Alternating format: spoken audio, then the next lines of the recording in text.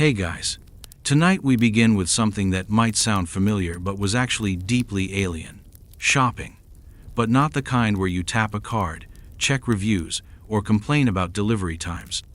No, we're talking about medieval shopping, where buying a loaf of bread required negotiation skills, a strong stomach, and the ability to spot a con artist from 3 stalls away. Before you imagine quaint cobblestone markets filled with cheerful merchants and fresh bread, let me stop you right there. Medieval shopping was loud, dirty, dangerous, and filled with more scams than a modern telemarketing center. It was a world where caveat emptor wasn't just good advice, it was survival. So before you get comfortable, take a moment to like the video and subscribe, but only if you genuinely enjoy what I do here. And let me know in the comments where you're tuning in from and what time it is for you. It's always fascinating to see who's joining us from around the world. Now dim the lights, maybe turn on a fan for that soft background hum, and let's ease into tonight's journey together. Chapter 1. Welcome to Market Day. You wake up on a Tuesday morning in the year 1347. It's Market Day, which means the entire town is about to transform into a chaotic maze of stalls, merchants, animals, and people all competing for the same muddy square footage. This isn't Target. This isn't even a farmer's market. This is medieval commerce, and it's about to assault every single one of your senses. First, the smell hits you before you even reach the market square. It's a combination of unwashed bodies, animal dung, rotting vegetables, fish that may or may not be fresh, leather being cured, and something that might be cheese but could also be feet. Add to that the smoke from cooking fires and the occasional whiff of the nearby tannery, and you've got an aromatic experience that would make a garbage truck smell like roses. The noise is overwhelming. Merchants aren't just selling, they're performing. They're shouting, singing, arguing, and sometimes physically wrestling with customers over prices. Children are crying, dogs are barking, pigs are squealing, and someone's ox just knocked over a pottery stall. The sound echoes off the surrounding buildings, creating a cacophony that makes a modern construction site seem peaceful. And then there's what you see. Imagine every stereotype of medieval dirt and grime, then multiply it by 10. The ground isn't paved, it's mud mixed with straw, animal waste, and things you don't want to identify.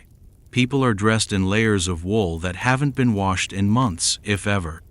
Their teeth, if they have them, are brown or black. Their hands are permanently stained from their trades. But despite all this, there's energy here. Raw, unfiltered human commerce in its most basic form. Everyone needs something, everyone has something to sell, and everyone's trying to get the better deal. It's capitalism before corporations, retail before receipts, and customer service with a very different definition of service. You've made it to Market Day. Now, you just have to survive it. The market square itself is a testament to organized chaos. There's no master plan, no designated areas, and certainly no health department. Stalls are set up wherever there's space, which means you might find a butcher next to a cloth merchant who's next to someone selling questionable remedies for baldness. The stalls themselves are basic affairs. Most are just wooden boards balanced on trestles, covered with whatever cloth the merchant could spare. Some lucky vendors have actual permanent stalls with roofs, but these are prime real estate and come with premium prices. Everyone else makes do with whatever they can carry. The layout changes from week to week depending on who shows up, who pays the market fees, and who gets into fights with whom. Last week's prime spot for selling bread might be this week's location for a blacksmith's forge, complete with sparks flying dangerously close to anything flammable. There are no shopping carts, no baskets provided, and definitely no bags.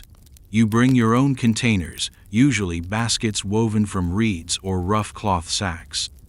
If you're wealthy, you might have a servant to carry your purchases. If you're not, you're dragging everything yourself through the mud.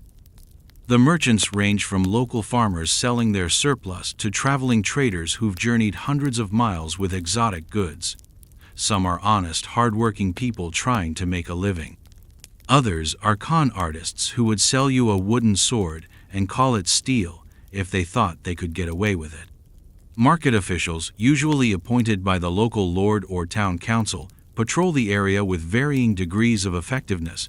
They're supposed to ensure fair weights, honest prices, and general order. In reality, they're often overwhelmed, underpaid, and occasionally corrupt. Their main function seems to be collecting fees and trying to prevent outright riots.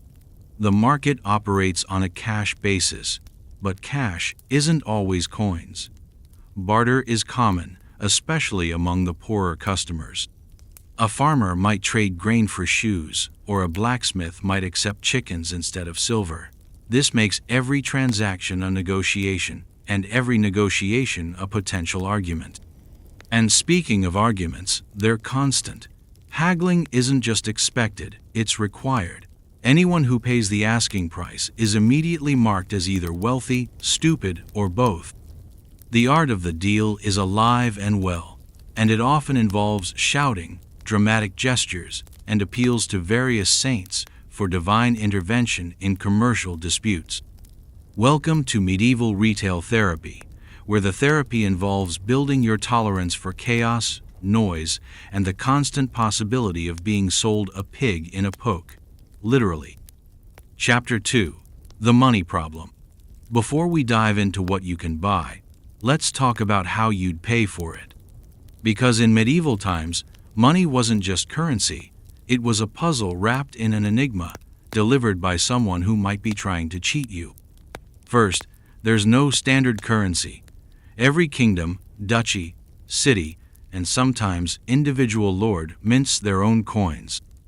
You might have silver pennies from the local lord, but the merchant you're dealing with prefers the gold coins from 3 kingdoms over.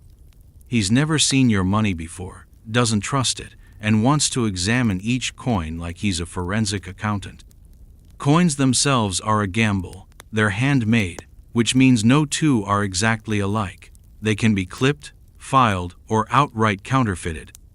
Smart merchants carry small scales to weigh coins, because a penny that looks right might be missing a quarter of its silver.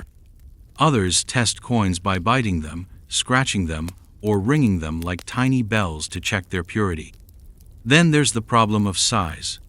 Medieval coins are often smaller than modern ones, easy to lose, and easier to steal. People carry them in small leather pouches, but those pouches are prime targets for cut purses who can slice through leather faster than you can say, "Help, thief." For larger purchases, you might deal in marks, pounds, or other units of account that don't necessarily correspond to actual coins. It's like paying with Bitcoin, except the exchange rate changes every few miles, and there's no internet to check it. Credit exists, but it's personal and risky. A merchant might know you well enough to let you pay later, but that relationship is based on reputation, family connections, and the very real possibility that he knows where you live and can send some very unfriendly people to collect. Foreign coins are particularly problematic. That beautiful gold piece from the Byzantine Empire might be worth a fortune, or it might be worthless copper covered in gold leaf. Unless you're a trained money changer, you're gambling every time you accept unfamiliar currency. Money changers do exist, but they're essentially medieval loan sharks with scales. They know the value of every coin from every kingdom, but they also charge hefty fees for their services. They'll convert your local silver into accepted gold, but they'll take their cut, and their cut is usually painful. Counterfeiting is rampant and sophisticated. Some fake coins are so good that only experts can tell the difference. Others are laughably bad, made from lead and painted to look like silver. The punishment for counterfeiting is death. But that doesn't stop enterprising criminals from setting up shop in the darker corners of the market. And then, there's the simple problem of value. What's a fair price for a chicken? It depends on the season, the size of the chicken, how desperate you are, how desperate the seller is, and whether there's been a recent outbreak of foul plague. There are no price tags, no standard rates, and no consumer protection agencies. Budgeting becomes an art form. You need to calculate not just what things cost, but what they might cost depending on your negotiation skills, the time of day, the weather, and whether the merchant likes your face. Smart shoppers learn to read merchants like poker players, looking for tells that indicate flexibility on price. Small change is a constant problem. If something costs 3.5 pennies, but the smallest coin you have is worth 6 pennies, you're in for a complex transaction involving multiple merchants, makeshift banking, and possibly accepting payment in goods instead of money. The wealthy solve many of these problems by having servants handle the actual shopping, but even they have to deal with currency exchange, counterfeiting, and the basic unreliability of medieval financial systems. In short, every purchase is a small adventure in economics, fraud detection, and risk management. You're not just buying bread, you're navigating a financial obstacle course designed by people who think customer service means not actively trying to rob you. Chapter 3. The Art of Haggling. If you think modern car salesmen are aggressive, you haven't experienced medieval merchants. Haggling wasn't just part of shopping, it was the entire shopping experience. Paying the first price quoted was considered either an act of extreme wealth or extreme stupidity, and merchants would actually be suspicious if you didn't negotiate. The dance begins the moment you show interest in anything. Let's say you approach a cloth merchant's stall and admire a piece of wool. Before you can even touch it, the merchant is launching into his sales pitch. This isn't just fine quality wool. This is wool that was sheared from sheep that grazed on hillsides blessed by saints, woven by virgins under a full moon, and dyed with colors that would make emperors weep with envy. The opening price is always ridiculous. Not just high, but insultingly high. If the merchant thinks the cloth is worth 2 shillings, he'll ask for 8. This isn't because he's greedy, it's because he expects you to counter with something equally ridiculous in the other direction. You're expected to recoil in horror at the price, clutch your chest, appeal to heaven, wonder aloud how the merchant sleeps at night charging such rates. Then you offer something like a quarter of his asking price. This isn't rude, it's the opening move in a carefully choreographed performance. What follows is a verbal fencing match that can last anywhere from 5 minutes to half an hour. Both sides bring out every argument they can think of. The merchant talks about the quality of his goods, his overhead costs, his hungry children, and the patron saint of cloth merchants. You counter with complaints about the quality, comparisons to prices at other stalls, your own financial hardships, and appeals to various saints for justice in commercial transactions. Physical props are involved. The merchant will hold up the cloth to the light, demonstrating its fine weave. You'll point out every flaw, real or imagined. The cloth is too coarse, too rough, poorly dyed, likely to shrink, probably cut from diseased sheep. The merchant responds by questioning your eyesight, your understanding of quality, and possibly your parentage. Other customers and merchants often get involved, either supporting one side or the other, or just providing commentary. Medieval markets were participatory theater, and everyone loved a good haggling session. Crowds would gather around particularly entertaining negotiations. The back and forth continues with each side making incremental concessions. The merchant drops his price by a few pennies, you increase your offer by slightly less. Dramatic pauses are inserted for effect. Someone storms away in disgust, only to return a few minutes later with a slightly modified offer. Religious appeals are common. Both sides will swear by various saints that their position is reasonable. The merchant might kiss a small cross and swear that he's barely making any profit. You might invoke the Virgin Mary as witness to the merchant's outrageous greed. Eventually, you reach a price that both sides can live with, though neither is entirely happy. This is considered a successful negotiation. If either party is too satisfied, they've probably been cheated. The final agreement is often sealed with a handshake, a small drink if alcohol is available, or sometimes just exhausted mutual consent. Payment is made, goods are transferred, and both parties immediately begin plotting better strategies for next time. But the performance isn't over. After the deal is struck, there's often a period of mock regret. The merchant bemoans how little profit he's making, while you wonder aloud if you've been swindled. This isn't genuine dissatisfaction, it's part of the ritual. Everyone needs to maintain face. Some merchants develop reputations as particularly skilled hagglers, which actually helps their business. Customers enjoy the challenge and the entertainment value. A boring merchant who gives reasonable prices without negotiation might actually struggle to attract customers. The wealthy sometimes hire professional bargainers, people skilled in the art of commercial negotiation. These specialists know all the tricks, all the standard arguments, and all the tells that indicate when a merchant has reached his bottom price. Seasonal factors affect haggling strategies. At the end of market day, merchants are more willing to cut prices rather than pack up unsold goods. In bad weather, desperate customers might pay premium prices for necessities. Smart shoppers learn to time their purchases for maximum leverage. Group purchasing provides negotiating power. Several neighbors might band together to buy grain in bulk, using their collective buying power to drive down per-unit costs. This is medieval Costco, except the membership fee is social obligation, and the samples might make you sick.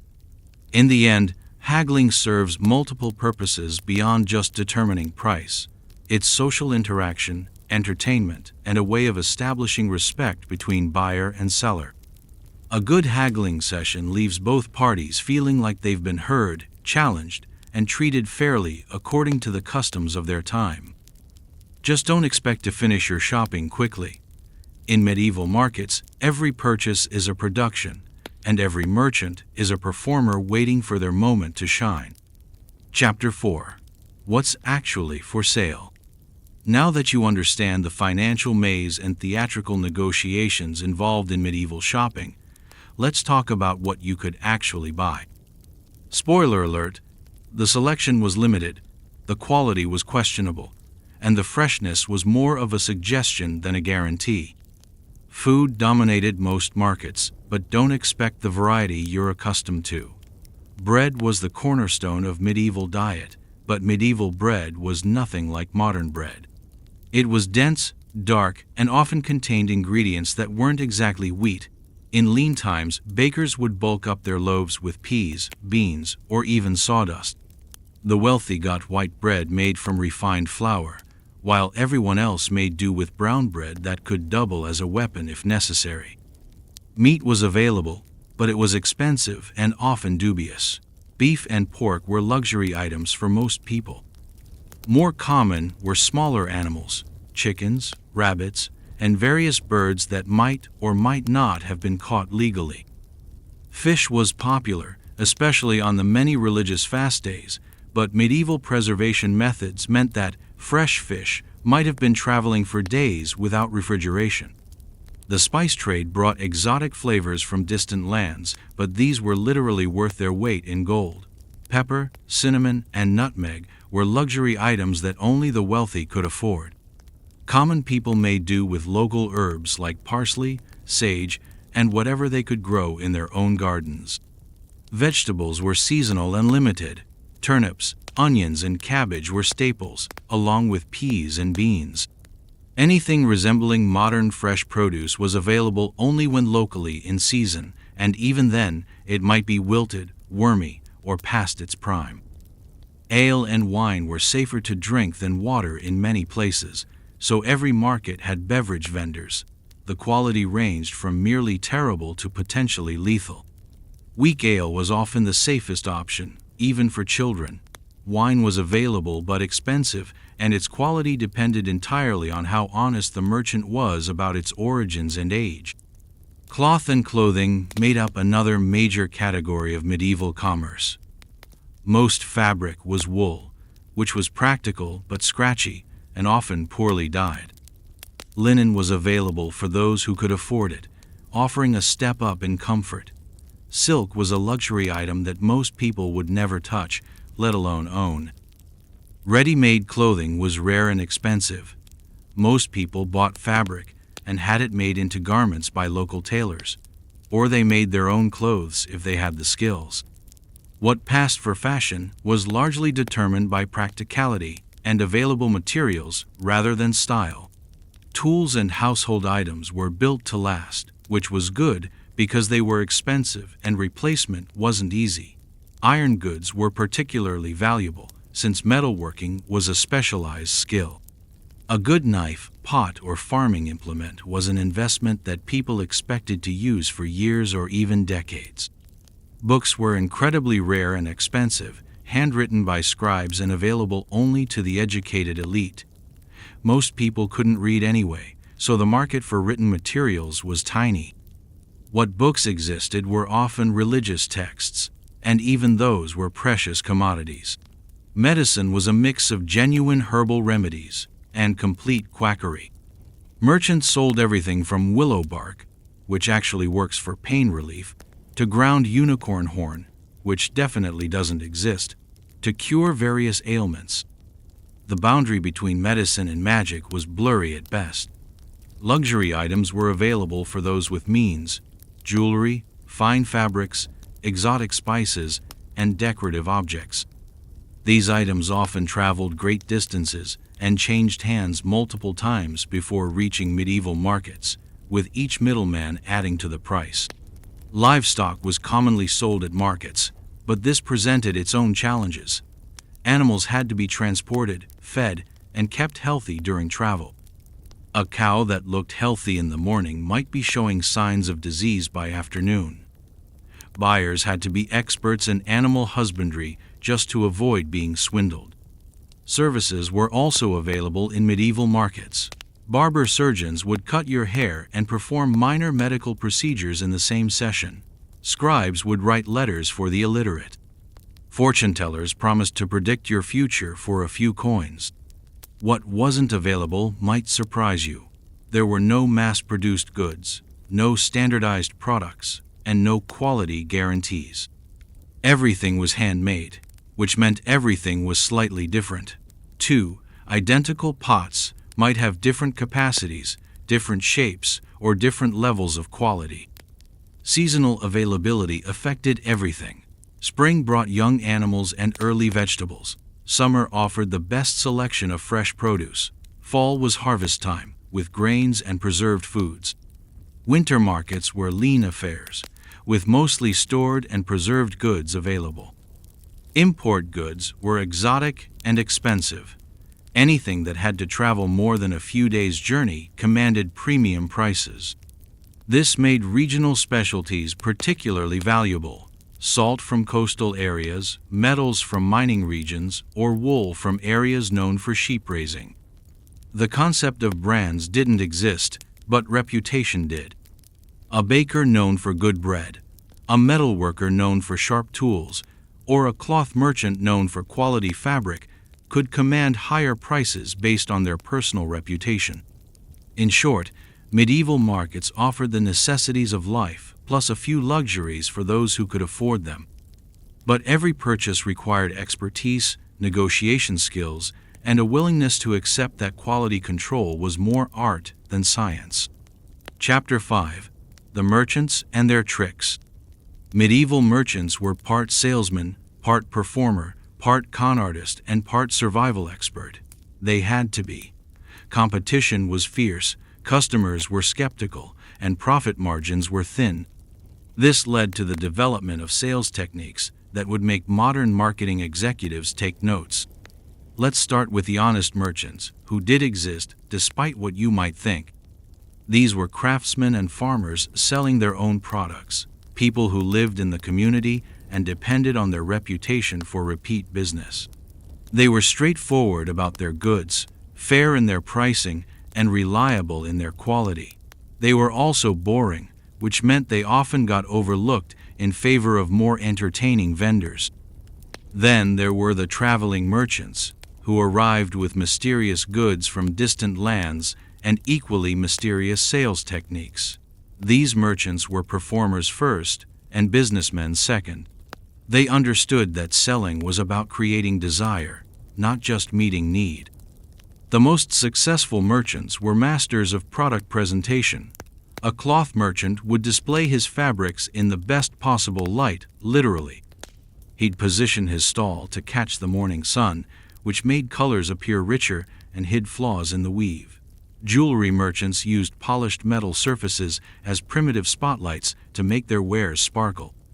Physical manipulation of products was an art form. Bread sellers would stack their loaves to hide the smallest ones at the bottom. Cloth merchants would measure fabric with their arms, subtly shortening the span when they thought they could get away with it. Spice merchants mixed expensive seasonings with cheaper fillers, counting on customers' limited experience with exotic flavors. The special deal was a medieval invention that would be familiar to any modern shopper. Merchants would create artificial urgency by claiming they only had a few items left, or that today's price was special because of religious holidays, favorable weather, or the alignment of planets. The idea was to pressure customers into buying immediately rather than shopping around. Quality substitution was common and sophisticated. A merchant might display high-quality samples but deliver inferior goods, counting on customers not to inspect their purchases carefully until they got home. By then, the merchant might be long gone, especially if he was a traveling trader. The bait and switch involved advertising one product at an attractive price, then claiming it was sold out and offering a more expensive alternative. Alternatively, merchants would quote low prices for basic versions of products, then add costly upgrades that turned out to be essential features. Social manipulation was perhaps the most sophisticated tool in the medieval merchant's toolkit. Successful vendors learned to read customers quickly, identifying who had money, who was desperate, and who could be intimidated or charmed into paying more. Some merchants employed shills, confederates who posed as satisfied customers or competing buyers.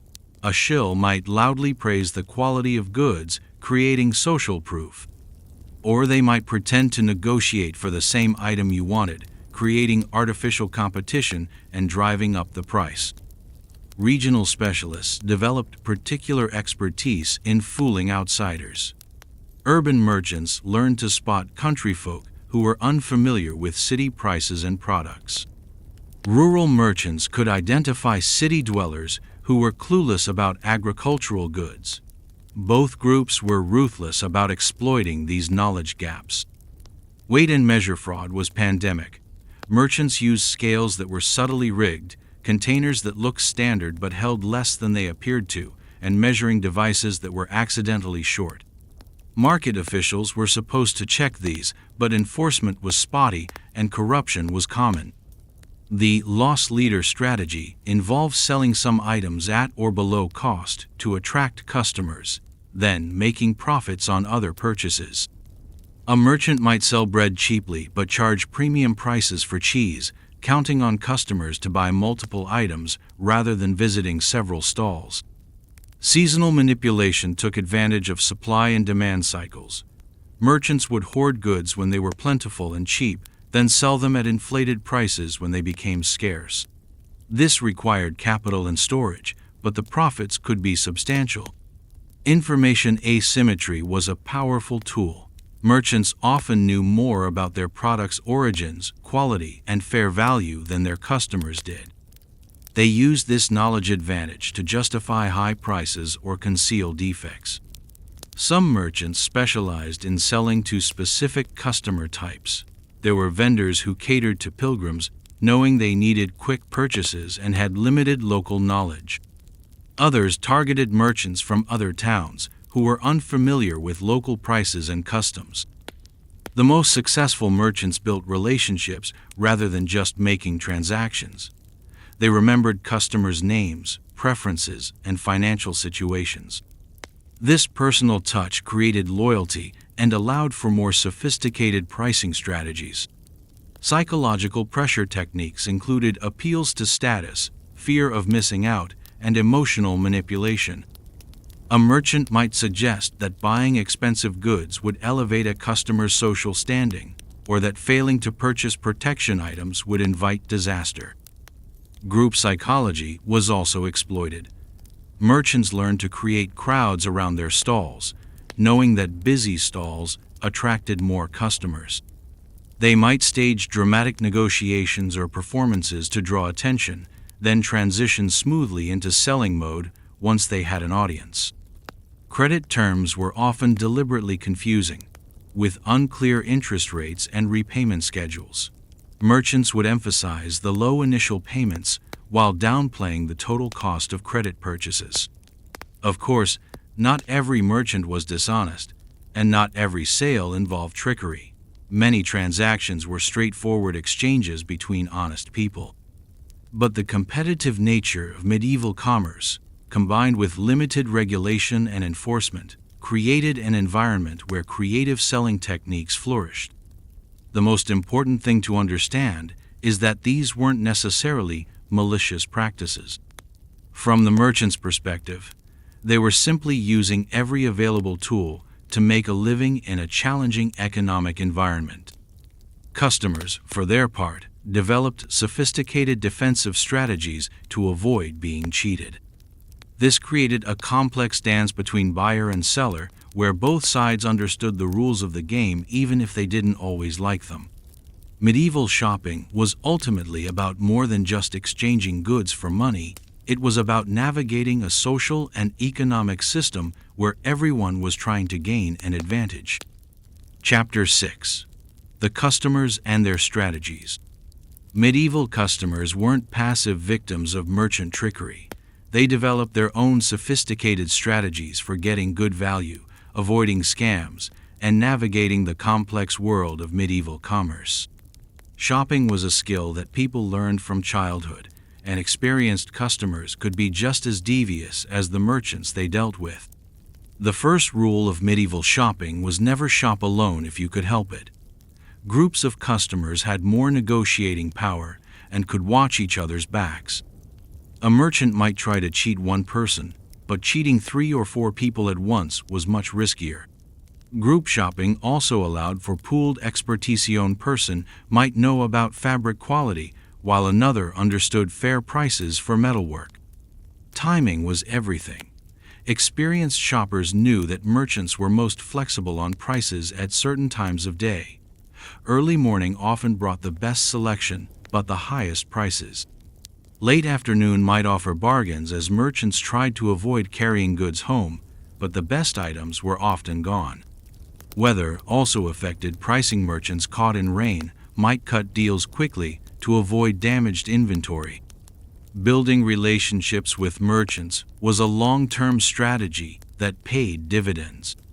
Regular customers who paid promptly and didn't cause trouble could negotiate better prices, get first access to new goods, and receive credit when times were tight. Some customers cultivated relationships with multiple merchants selling similar goods, playing them against each other for better deals. The art of appearing poor was a valuable skill. Customers learned to dress down when shopping, hiding signs of wealth that might encourage merchants to raise prices. A farmer might wear his oldest clothes to market even if he could afford better, knowing that appearing prosperous would cost him money on every transaction. Product knowledge was crucial for avoiding scams. Experienced shoppers could tell good wool from poor by touch, distinguish between different types of metal by weight and appearance, and identify fresh food versus old. This expertise took years to develop and was often shared within families and communities. Quality testing techniques were passed down through generations. Customers knew to bite coins to test their purity, ring pottery to check for cracks, and examine cloth for weak spots. They learned to spot the signs of meat that was past its prime, bread that was bulked out with non-wheat ingredients, and wine that had been watered down. The walking away strategy was a powerful negotiating tool. Customers who were willing to leave without buying could often force merchants to lower prices. This required genuine willingness to go without the item, which wasn't always possible for necessities, but it was effective for discretionary purchases. Information gathering was a community effort. Customers would share knowledge about which merchants were honest, which ones were cheats, and what constituted fair prices for various goods. This informal intelligence network helped protect community members from the worst scams. Seasonal planning allowed smart shoppers to take advantage of supply and demand cycles. They bought grain after harvest when prices were low, purchased wool directly from farmers during shearing season, and stocked up on preserved foods before winter scarcity drove prices up. Barter strategies evolved to help customers avoid unfavorable currency exchanges. Instead of selling grain for coins and then buying tools with those coins, a farmer might trade grain directly for tools, avoiding the transaction costs and potential cheating involved in money changing. Counter-surveillance was necessary to avoid becoming targets for theft or fraud. Customers learned to keep their money hidden, vary their shopping routines, and watch for pickpockets and con artists who worked the crowds. They also learned to recognize the signs that they were being set up for a scam. The poor mouth technique involved constantly complaining about financial hardship, even when relatively well off. This was designed to make merchants more sympathetic and willing to offer lower prices. Combined with dramatic appeals to various saints for financial assistance, this could be quite effective. Bringing backup goods to trade was a hedge against unfavorable exchange rates or price changes. A customer might bring both coins and trade goods, using whichever would get them a better deal on any particular purchase. Inspection rights were fiercely defended. Customers expected to be able to examine goods thoroughly before buying, and they knew their rights in this regard. They would refuse to buy anything they couldn't inspect properly, and they knew what to look for in various types of products. Social leverage was used by customers who had status in the community. A local priest, successful farmer, or guild member might be able to negotiate better prices based on their social position and the merchant's desire to maintain good relationships with influential people. Competitive shopping was standard practice. Customers would visit multiple stalls selling similar goods, using prices and terms from one merchant to negotiate with another. This required time and energy, but it could result in significant savings. Payment timing was a negotiating tool. Customers who could pay immediately might negotiate discounts, while those who needed credit would try to minimize interest charges and extend payment terms. Some customers would offer to pay early in exchange for better prices. Quality gradations were understood by experienced shoppers. They knew that not all products were of equal quality, and they learned to match quality levels to their actual needs. There was no point paying premium prices for everyday items that would receive hard use. Return policies were virtually non-existent, so customers developed strategies for ensuring satisfaction before purchase. This included bringing knowledgeable friends, testing products thoroughly, and building relationships with merchants who would stand behind their goods informally even without legal requirements. Bulk purchasing cooperatives allowed groups of customers to achieve economies of scale. Neighbors might band together to buy grain, salt, or other staples in large quantities, sharing the savings among the group members. In the end, medieval shopping was a battle of wits between buyers and sellers, with both sides constantly evolving their strategies. Customers who survived and thrived in this environment were those who combined knowledge, social skills, negotiation abilities, and a healthy dose of skepticism.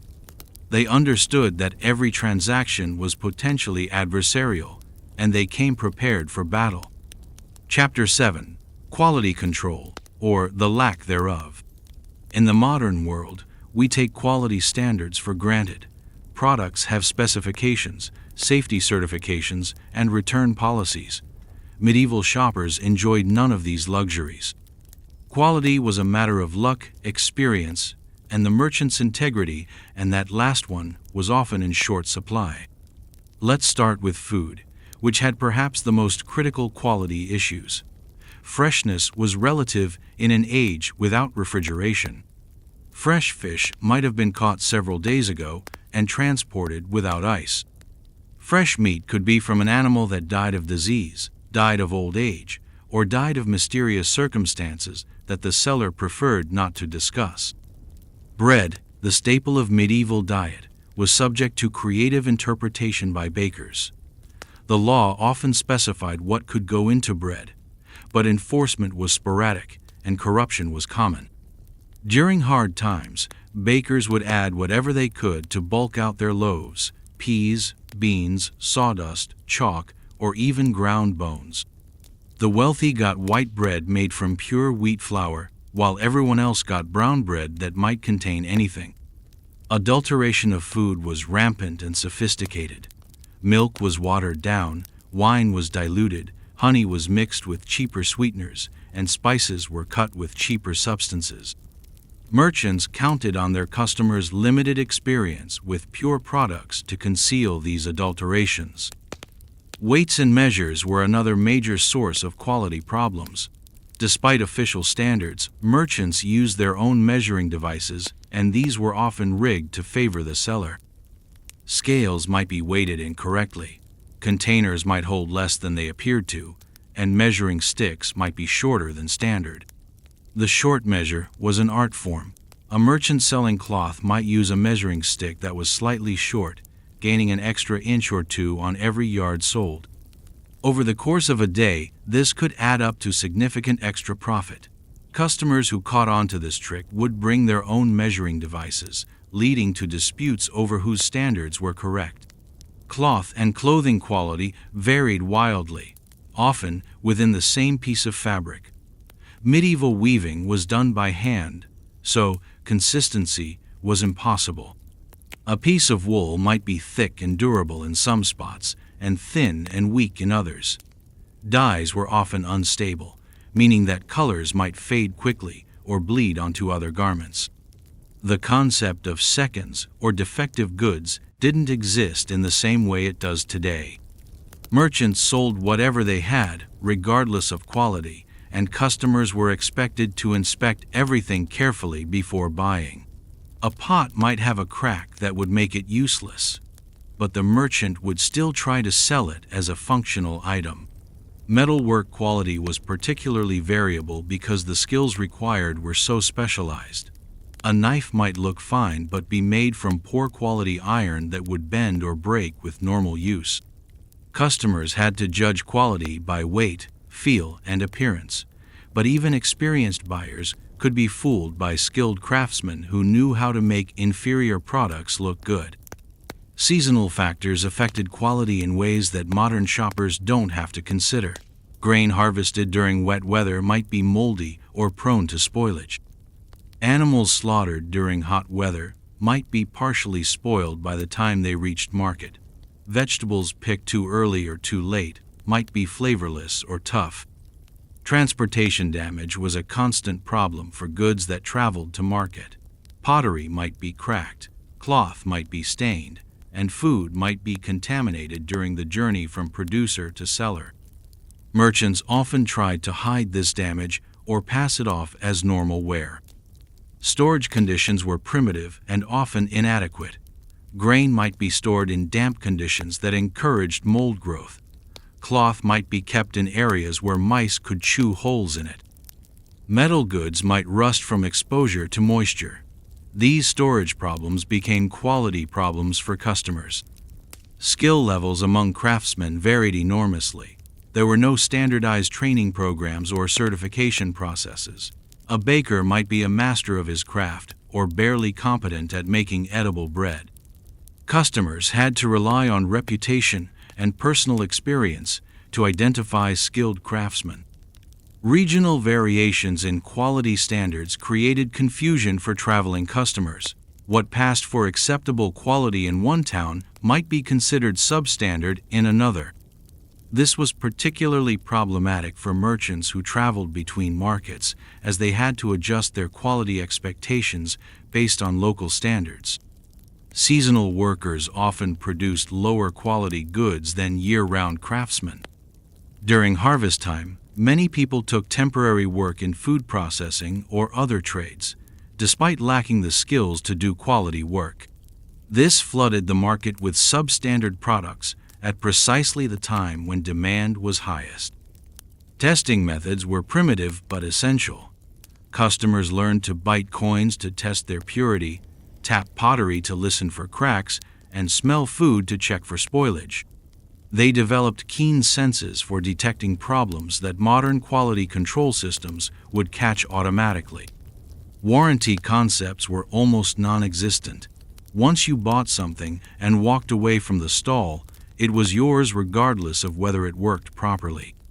Some merchants with good reputations would informally stand behind their products, but this was a matter of personal integrity rather than legal requirement.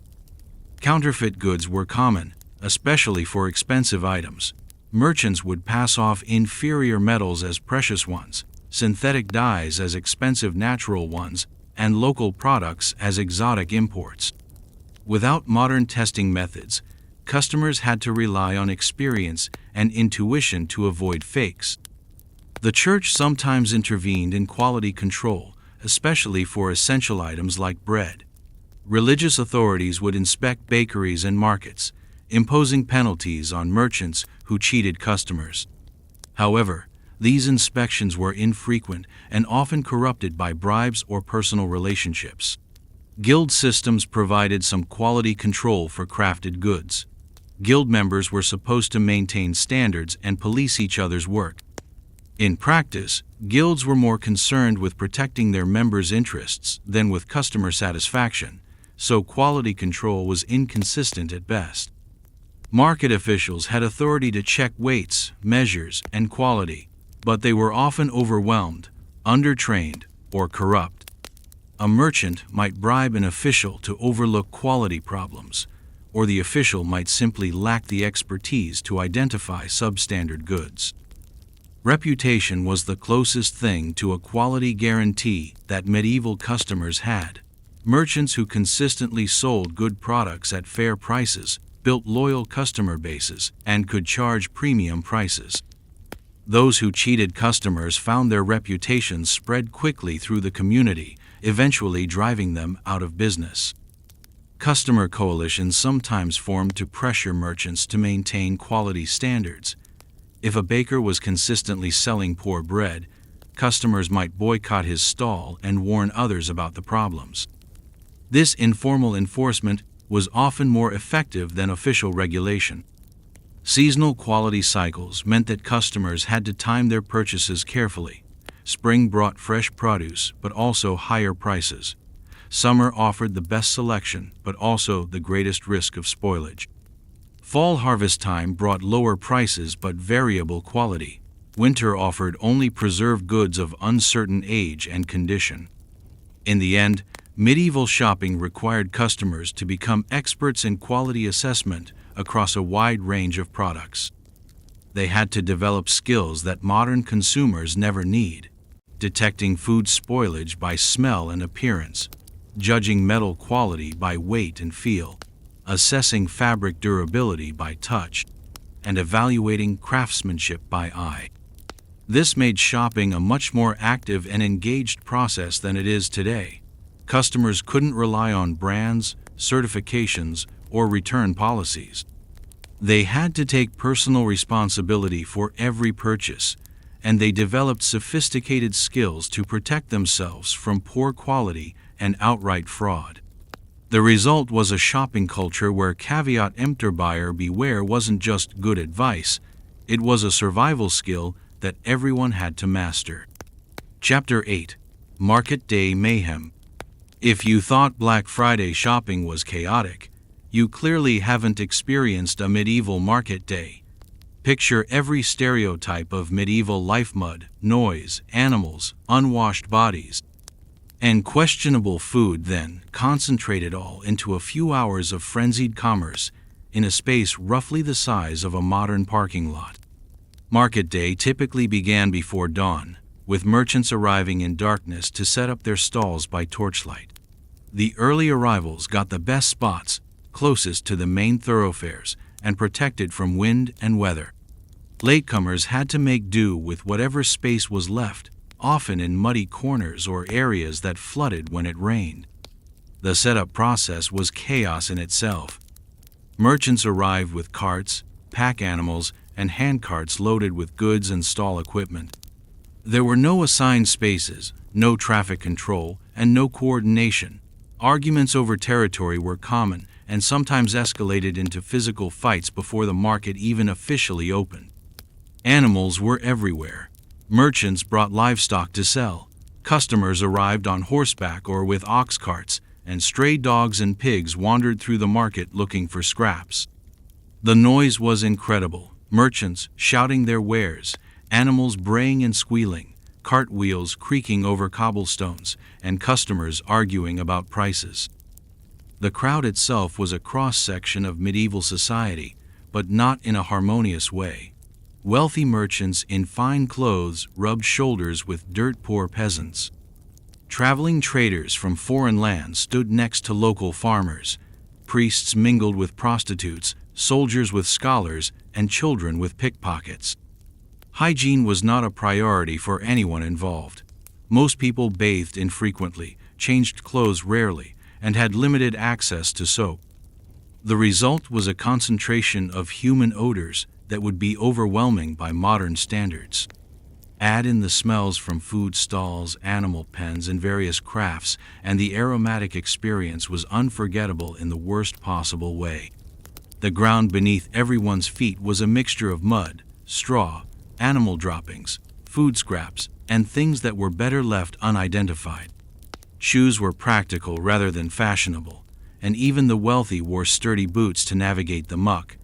Women's long skirts dragged through the mess, picking up mud, debris, and worse. Weather made everything more complicated. Rain turned the market square into a swamp, making it difficult to move around and destroying goods that weren't properly protected. Snow made setup and transportation even more challenging.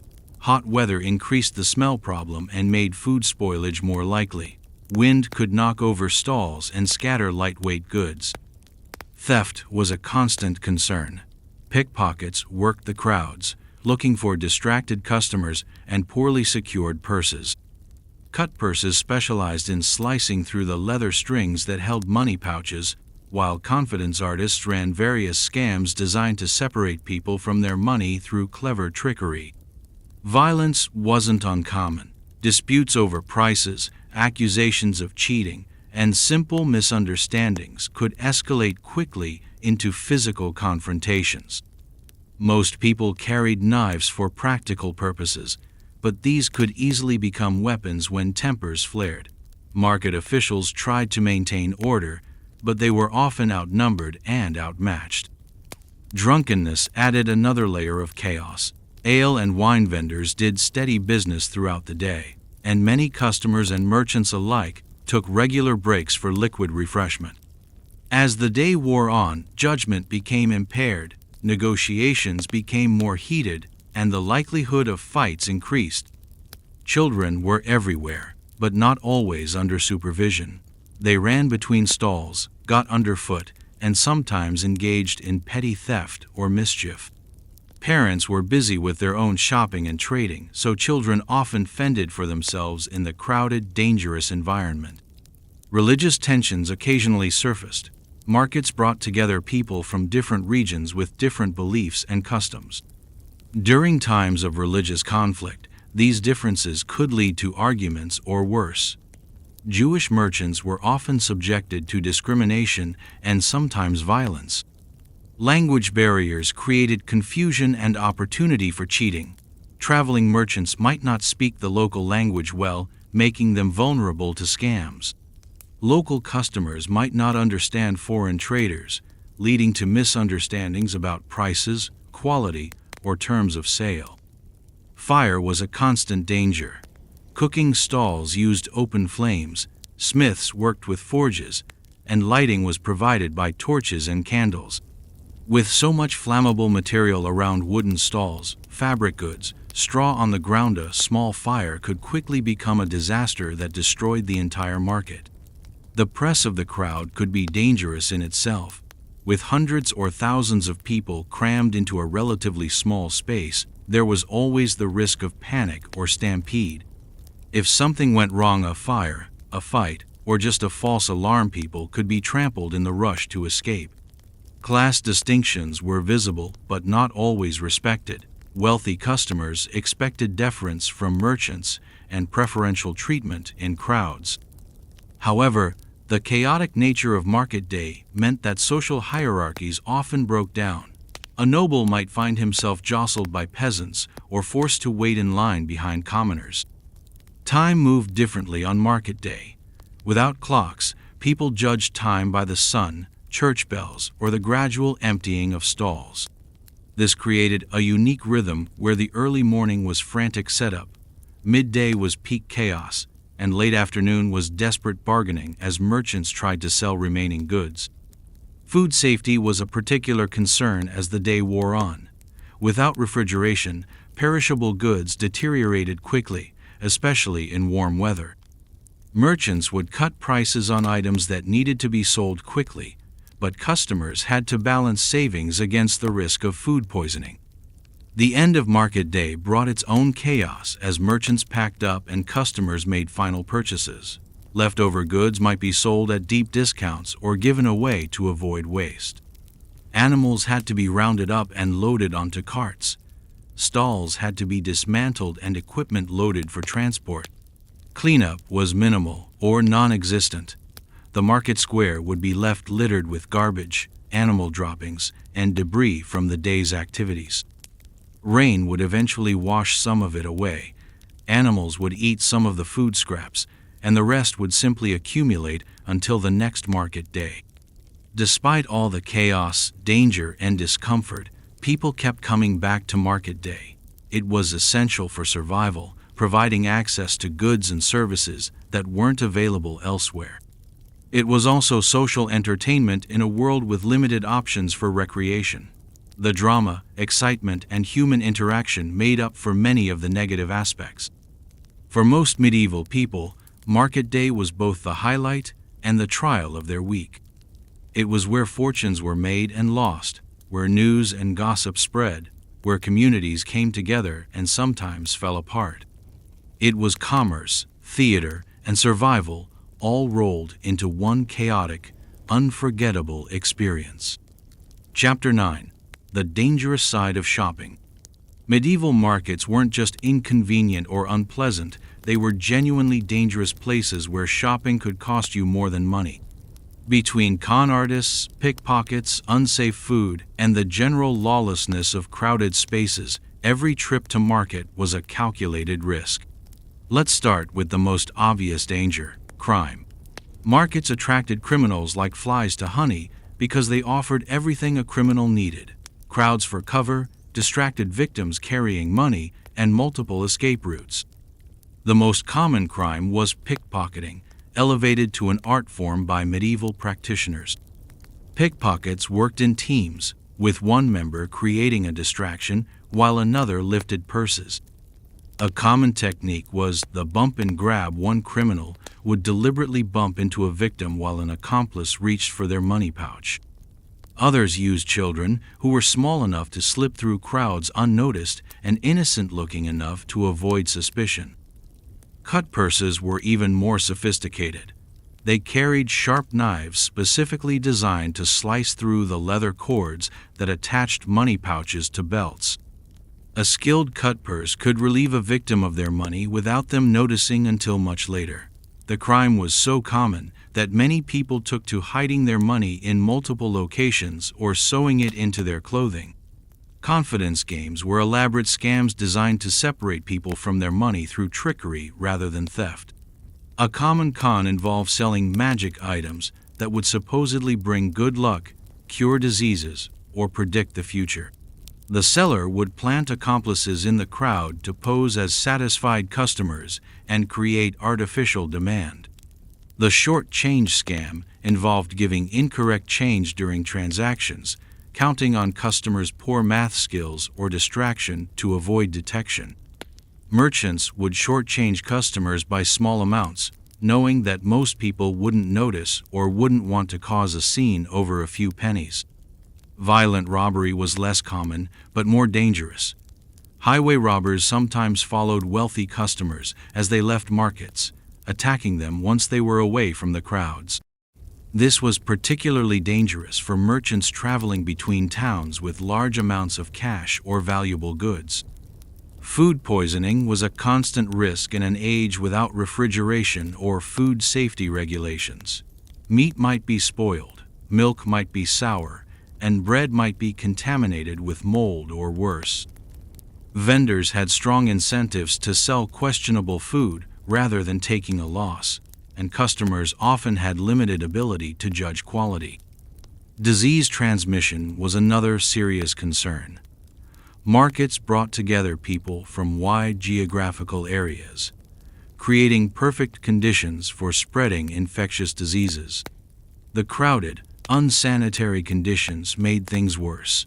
Everything from the common cold to plague could spread rapidly through market crowds. Adulterated products posed health risks beyond simple fraud. Bread bulked out with chalk or sawdust could cause digestive problems. Wine or ale cut with dangerous chemicals could cause poisoning. Medicines might contain toxic ingredients that did more harm than good. Structural hazards were common in hastily constructed market stalls. Poorly built stands could collapse without warning, potentially injuring customers or destroying goods. Temporary bridges over streams or ditches might be unsafe for heavy loads. Even the ground itself could be treacherous, with hidden holes, loose stones, or slippery surfaces. Fire was a constant threat in markets filled with flammable materials and open flames. Cooking stalls, blacksmith forges, and torch lighting all posed fire risks. When fires did start, they could spread quickly through wooden stalls and thatched roofs. The crowded conditions made evacuation difficult and dangerous. Animal-related injuries were surprisingly common. Horses, oxen, and other large animals used for transportation could kick, bite, or trample people. Even smaller animals like pigs or goats could cause injuries if they panicked or were mishandled. Livestock diseases could also be transmitted to humans. Weather hazards made markets dangerous in ways that modern shoppers don't have to consider. Lightning strikes were a real risk during storms, especially for people carrying metal objects or standing near temporary metal structures. High winds could turn market stalls into projectiles. Legal dangers were another concern. Markets often attracted people from different jurisdictions with different laws and customs. A behavior that was legal in one place might be criminal in another. Travelers could unknowingly break local laws and find themselves facing punishment ranging from fines to imprisonment. Debt collection could turn violent in a world without modern legal protections. Creditors might use intimidation or force to collect debts, and markets provided convenient opportunities to corner debtors who were trying to avoid payment.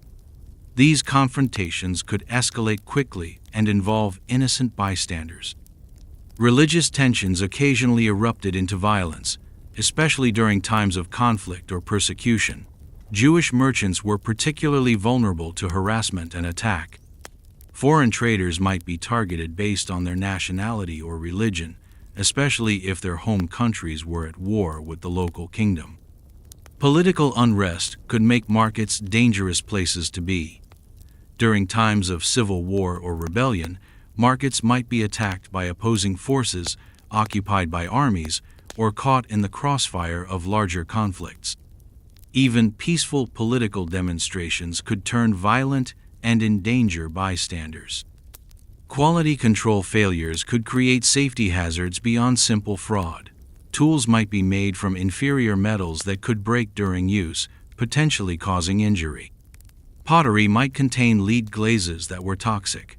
Cloth might be treated with dangerous chemicals that could cause skin problems.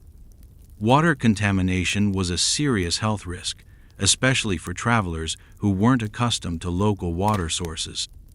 Wells and streams near markets could be contaminated by human and animal waste, leading to serious illness. Even water sold by vendors might be unsafe. Exploitation of vulnerable populations was common and often ignored by authorities. Children, elderly people, and those with mental disabilities were particularly vulnerable to fraud and abuse. Women shopping alone might face harassment or discrimination. Foreigners and minorities were often targeted for scams. Personal disputes could quickly escalate into violence in the emotionally charged atmosphere of market negotiations. Arguments over prices, quality, or terms of sale could lead to fights, especially when alcohol was involved. These disputes could draw in other people and turn into larger brawls. Professional hazards affected merchants and customers alike. Metal workers risked burns and cuts, food vendors risked food poisoning, and anyone handling money risked being targeted by criminals.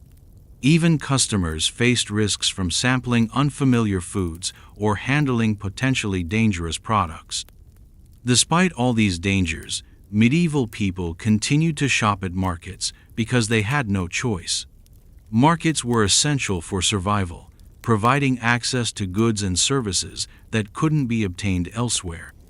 People developed strategies for minimizing risk shopping in groups, hiding money, avoiding certain vendors, but they couldn't eliminate the dangers entirely. The result was a shopping culture where constant vigilance was necessary for survival. Customers had to be ready for anything, to fight off thieves, to detect fraud, to avoid dangerous products, and to navigate the complex social and legal challenges of medieval commerce. In many ways, the dangers of medieval shopping created stronger, more resourceful consumers. People who survived and thrived in this environment developed skills that modern shoppers never need: the ability to detect fraud instantly, to negotiate from positions of strength, and to protect themselves in hostile environments. But the cost was high. Many people were cheated, robbed, injured, or killed in the pursuit of everyday necessities. Medieval shopping was truly a matter of survival of the fittest, where only the most cunning, careful, and lucky customers could hope to emerge unscathed. Chapter 10. Seasonal Shopping Patterns. Shopping in medieval times wasn't just about finding what you needed when you needed it. It was about understanding the complex seasonal rhythms that governed what was available, when it was available, and how much it would cost. Medieval customers had to think like supply chain managers, anticipating shortages, planning purchases around harvest cycles, and stockpiling goods when they were plentiful and cheap. Spring brought both hope and hardship to medieval markets. After months of living on stored and preserved foods, people were desperate for fresh produce. But spring was also the hungriest time of year, when winter stores were running low but new crops weren't ready for harvest. This created a complex dynamic where demand was high but supply was limited. Early spring markets were dominated by preserved and stored goods from the previous year. Grain that had been carefully hoarded through winter was sold at premium prices. Meat was mostly in the form of preserved sausages, salt pork, and dried beef. Any fresh food commanded extraordinary prices. Few early vegetables from protected gardens or the first eggs from chickens coming back into laying season after winter. As spring progressed, new products gradually appeared. Young animals born over winter would be sold as their mothers came back into milk production. Early vegetables like leeks, onions, and herbs would appear from kitchen gardens. Wild foods gathered from forests and fields, nuts, berries, and edible plants would supplement the meager diet. But spring shopping required careful planning and substantial risk-taking. Customers had to balance their remaining winter stores against the high prices of spring goods. Buying too early meant paying premium prices for limited selection. Waiting too long meant risking shortages if winter stores ran out or if spring weather delayed new production. Summer markets were a paradise of abundance, at least for those who could afford to participate.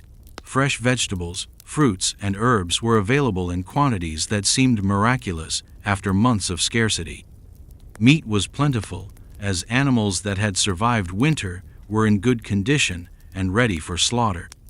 The challenge of summer shopping was different from spring. It was about making the most of temporary abundance.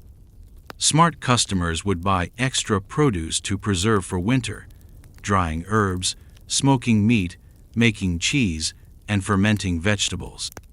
Summer was also the time to make major purchases like clothing or tools, when merchants had the best selection and customers had the most money from selling their own surplus. But summer abundance came with its own problems. Without refrigeration, food spoiled quickly in hot weather. Markets had to start earlier and end sooner to avoid the worst of the heat. Customers had to be more careful about food quality and had to process purchases quickly to avoid spoilage. Autumn brought the harvest season, the most important time of the year for both customers and merchants. This was when most food for the entire year was produced and sold. Grain markets dominated autumn commerce, with massive quantities of wheat, barley, oats, and rye changing hands. Autumn shopping required different skills than other seasons. Customers had to judge the quality of grain that would have to last through winter and into the next year. They had to negotiate bulk purchases, arrange storage, and plan carefully to avoid both shortages and spoilage. The ability to assess grain quality, moisture content, pest damage, and storage potential was a critical survival skill. Livestock markets were also crucial in autumn.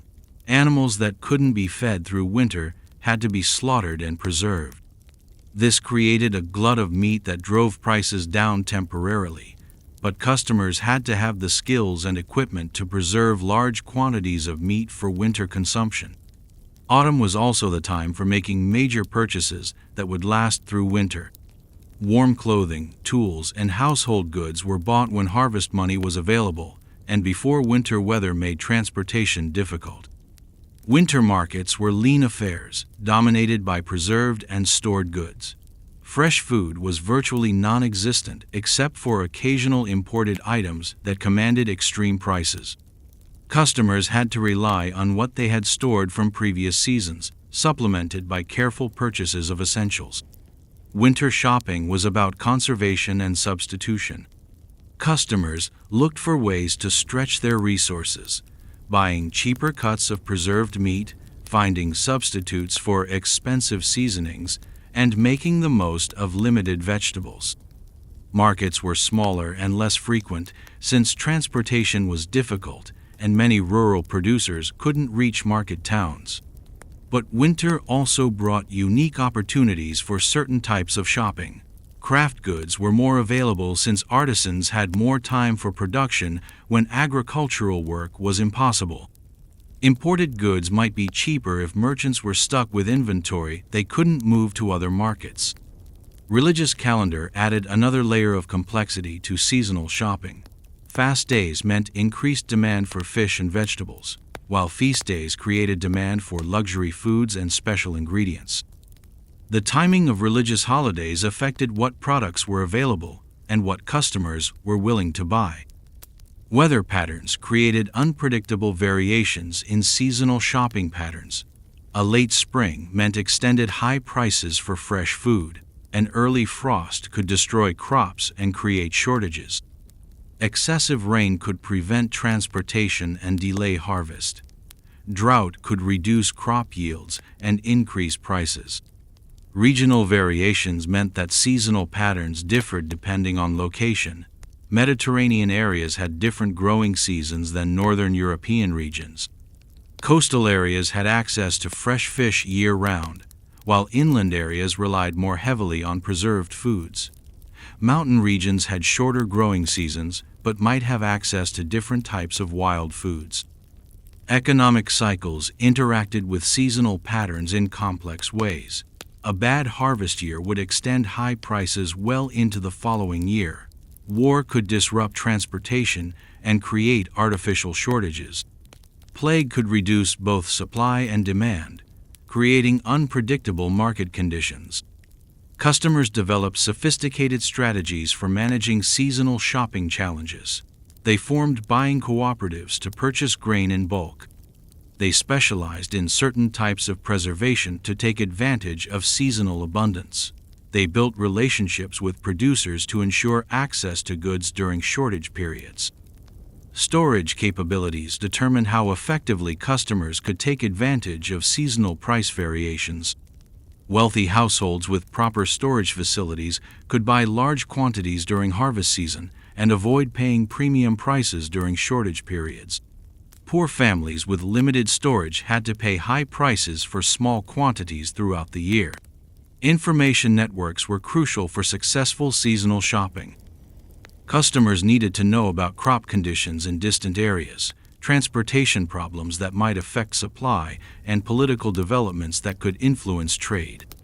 This information traveled slowly and was often unreliable, making seasonal planning a risky business. The most successful medieval shoppers were those who understood these seasonal patterns and planned accordingly. They knew when to buy and when to wait, when to stockpile and when to consume, when to spend money and when to conserve resources. They understood that medieval shopping wasn't just about individual transactions, it was about managing resources across entire seasonal cycles in a world where poor planning could mean starvation. Chapter 11. Regional Differences and Specialties.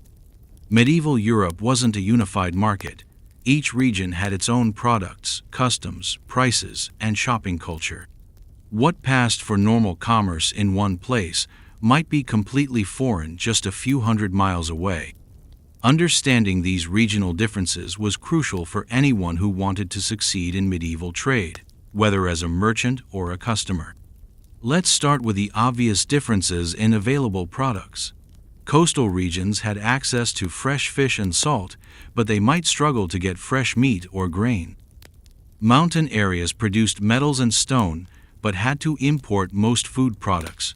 River valleys were agricultural powerhouses, but lacked manufactured goods. Each region's natural resources shaped its entire commercial culture. The Italian city-states, particularly Venice and Genoa, were commercial powerhouses that connected European markets with the exotic goods of Asia and the Middle East. Shopping in these cities meant access to spices, silks, and luxury goods that were unavailable elsewhere in Europe. But it also meant dealing with sophisticated merchants who had experience in international trade and pricing strategies that could bankrupt unwary customers. Northern European markets, particularly in England and Scandinavia, were dominated by wool, fish, and timber. These regions produced some of the finest wool in Europe, but they had to import most luxury goods and many basic foodstuffs. Shopping patterns were more seasonal and more dependent on local production than in the trade-oriented southern cities. German markets were known for their metalwork and craftsmanship. Cities like Nuremberg and Augsburg were centers for tool-making, armor, and precision instruments.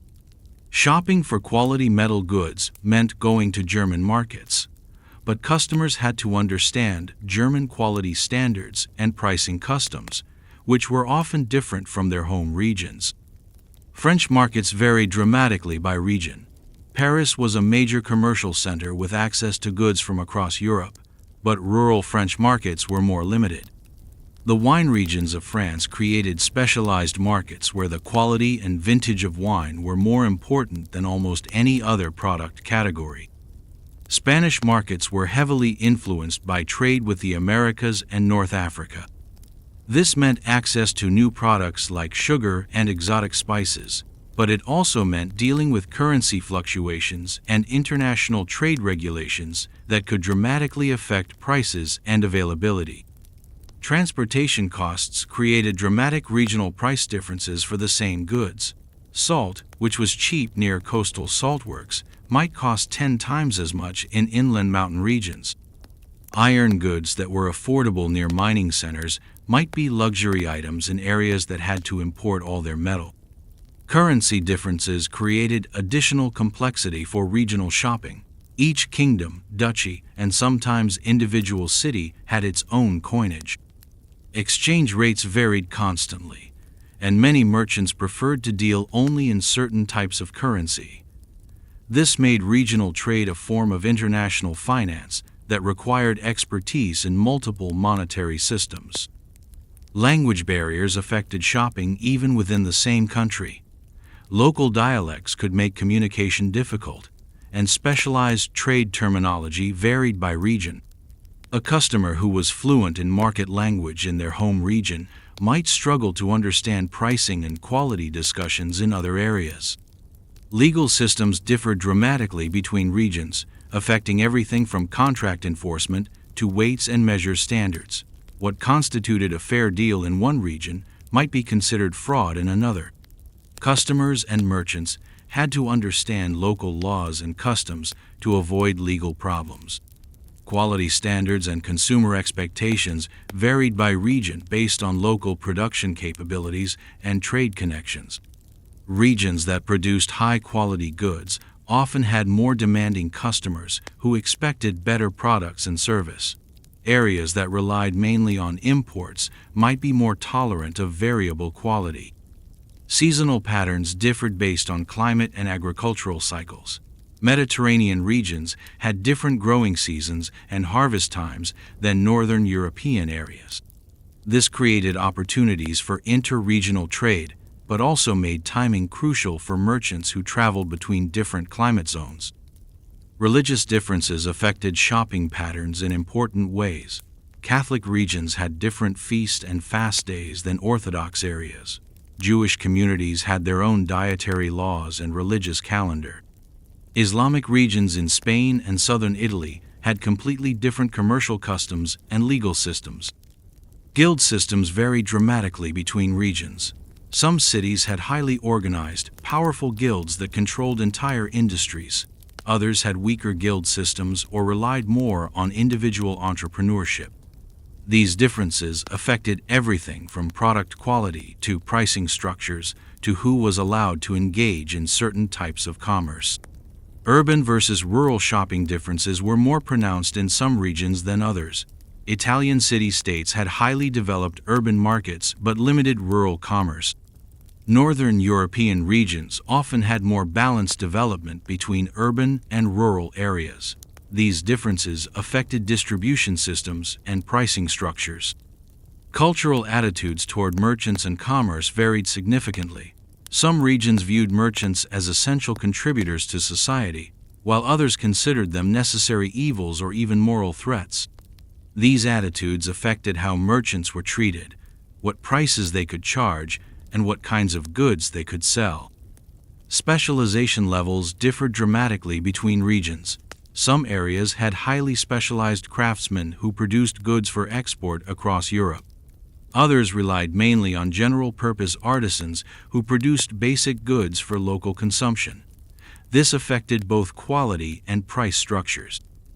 Regional trade networks created different patterns of goods flow. Some regions were well connected to international trade routes, while others were relatively isolated. Access to these networks determined what goods were available and how much they cost. Political stability affected regional shopping patterns in crucial ways. Areas with stable governments and effective law enforcement had more developed commercial systems. Regions experiencing war, civil unrest, or weak government had more limited and expensive commerce. Technological differences between regions affected both what was produced and how it was sold. Some areas had access to advanced manufacturing techniques, while others relied on traditional methods. Water mills, windmills, and other technological innovations were unevenly distributed across Europe. Competition levels varied dramatically between regions. Some areas had highly competitive markets with many merchants vying for customers. Others had monopolistic situations where a few merchants controlled entire product categories. These differences dramatically affected pricing and customer service. Innovation in commercial practices spread unevenly across regions. Banking, insurance, and credit systems were highly developed in some areas, but non-existent in others. Double-entry bookkeeping, letters of credit, and other financial innovations were adopted at different rates in different regions. Consumer sophistication varied based on regional exposure to diverse goods and merchants. Customers in major trade centers developed expertise in evaluating products from around the world. Rural customers in isolated areas might have limited experience with anything beyond local products. Regional reputation affected the marketing and pricing of goods. Products from certain regions commanded premium prices based on reputation for quality. Flemish cloth, German metalwork, and Italian silks were brand names that carried weight across Europe. Understanding these regional differences was crucial for success in medieval commerce. Merchants who could navigate between different commercial cultures, currency systems, and quality standards could profit from arbitrage opportunities. Customers who understood regional specialties could plan trips to get the best products at the best prices. The result was a complex patchwork of regional markets, each with its own character, opportunities, and challenges.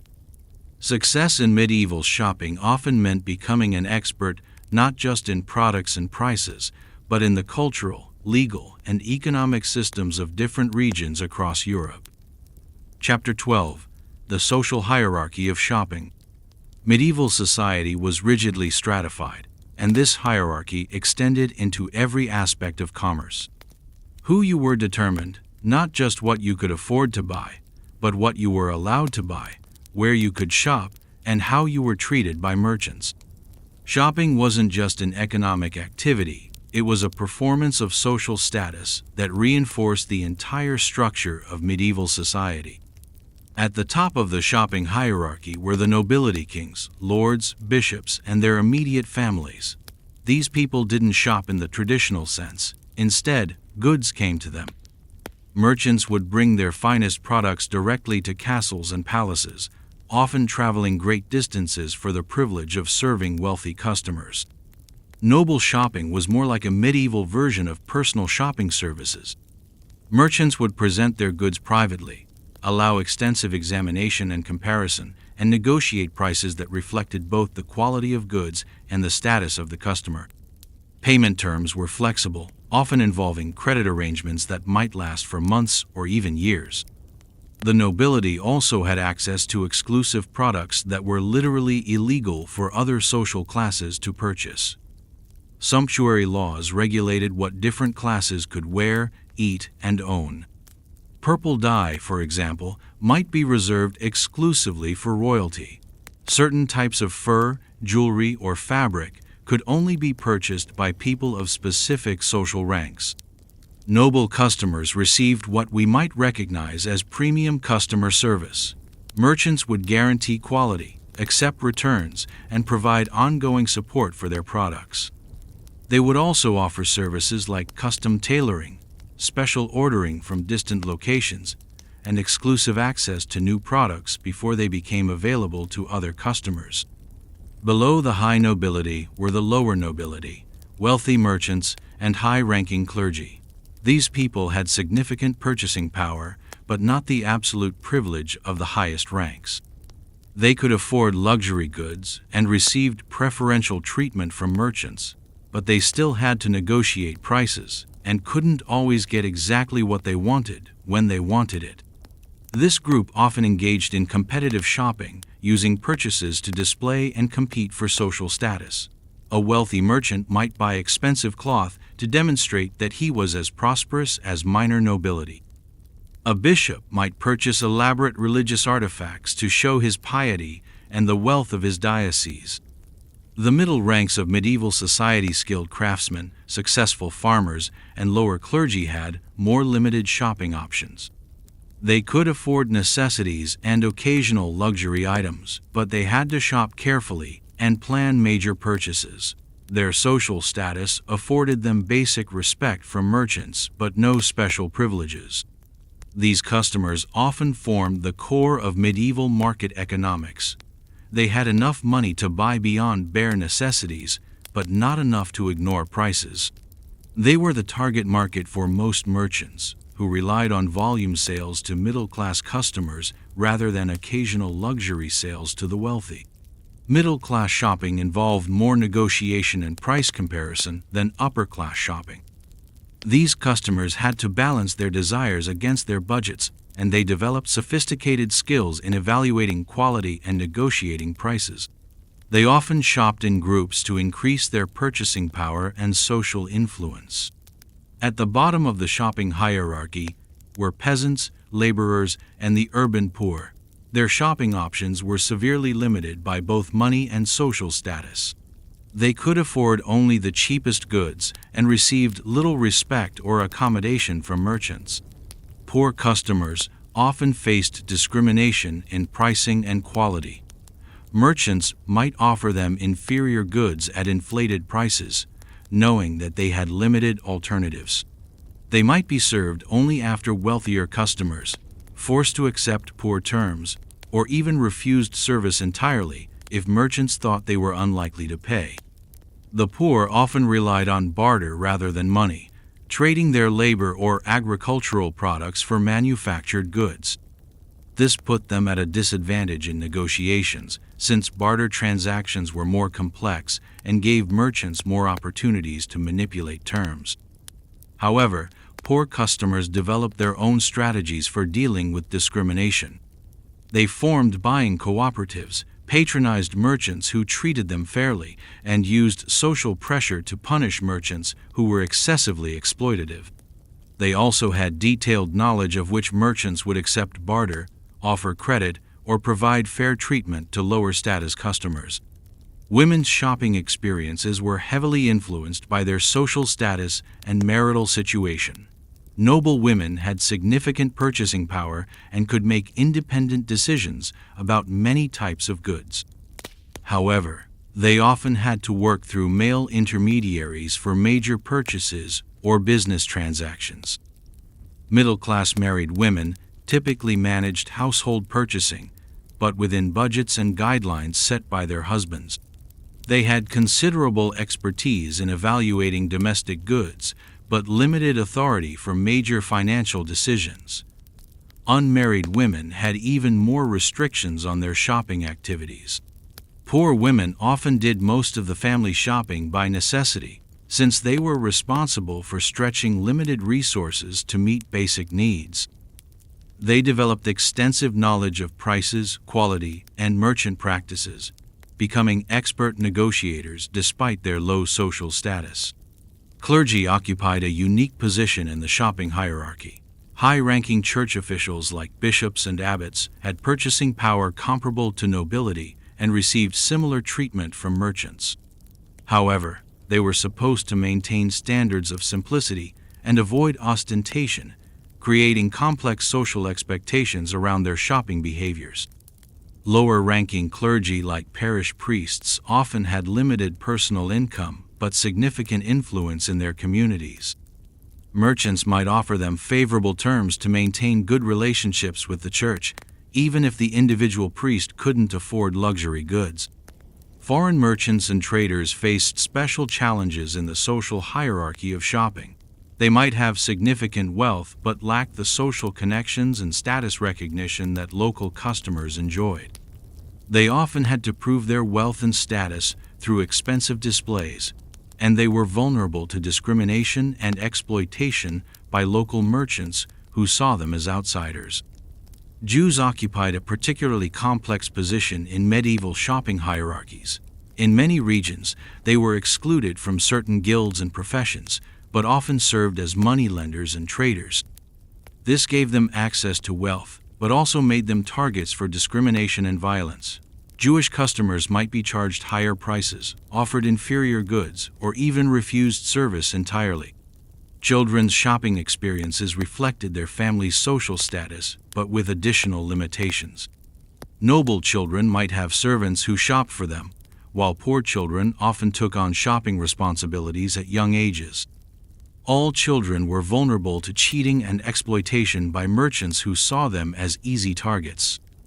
The social hierarchy of shopping was enforced through both formal and informal mechanisms. Sumptuary laws legally prohibited certain classes from purchasing specific goods. Social pressure and community enforcement ensured that people who tried to shop above their station faced consequences ranging from gossip to violence. Merchants themselves occupied an interesting position in this hierarchy. Successful merchants could accumulate wealth that rivaled nobility, but they often lacked the social status that came with inherited rank. This created tension between economic and social power, with wealthy merchants trying to buy their way into higher social classes through marriage, land ownership, and conspicuous consumption. Market layout often reflected social hierarchies, with better stalls and locations reserved for merchants who served wealthier customers. Premium locations near churches or noble residences commanded higher rents but also attracted higher status customers. Merchants who served the poor were often relegated to less desirable locations. Credit and payment terms varied dramatically based on social status. Nobles might receive months or years to pay for major purchases, while poor customers were expected to pay immediately or provide collateral. Middle-class customers might receive short-term credit based on their reputation and community standing. Social networks played crucial roles in shopping access and pricing.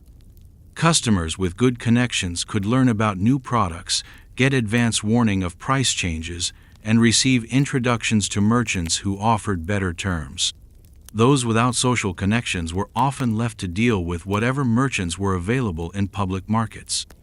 The concept of customer service was almost entirely dependent on social status. Wealthy customers received personal attention, quality guarantees, and flexible terms. Poor customers were often treated rudely, offered inferior goods, and forced to accept unfavorable terms. Middle-class customers received service that reflected their ability to pay and their social connections. Shopping etiquette reflected social hierarchies in complex ways. Nobles expected deference from merchants but were also expected to behave with dignity and honor. Merchants had to balance showing appropriate respect with protecting their own interests. Customers of different social classes who encountered each other in markets had to navigate complex protocols about who had priority and how to interact appropriately.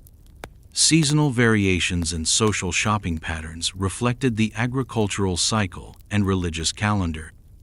Harvest time brought temporary wealth to successful farmers, allowing them to shop more like middle-class customers. Religious holidays created opportunities for conspicuous consumption by those who could afford it.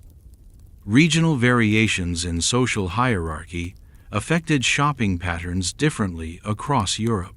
Italian city-states had more social mobility and merchant-friendly cultures than feudal regions of Northern Europe.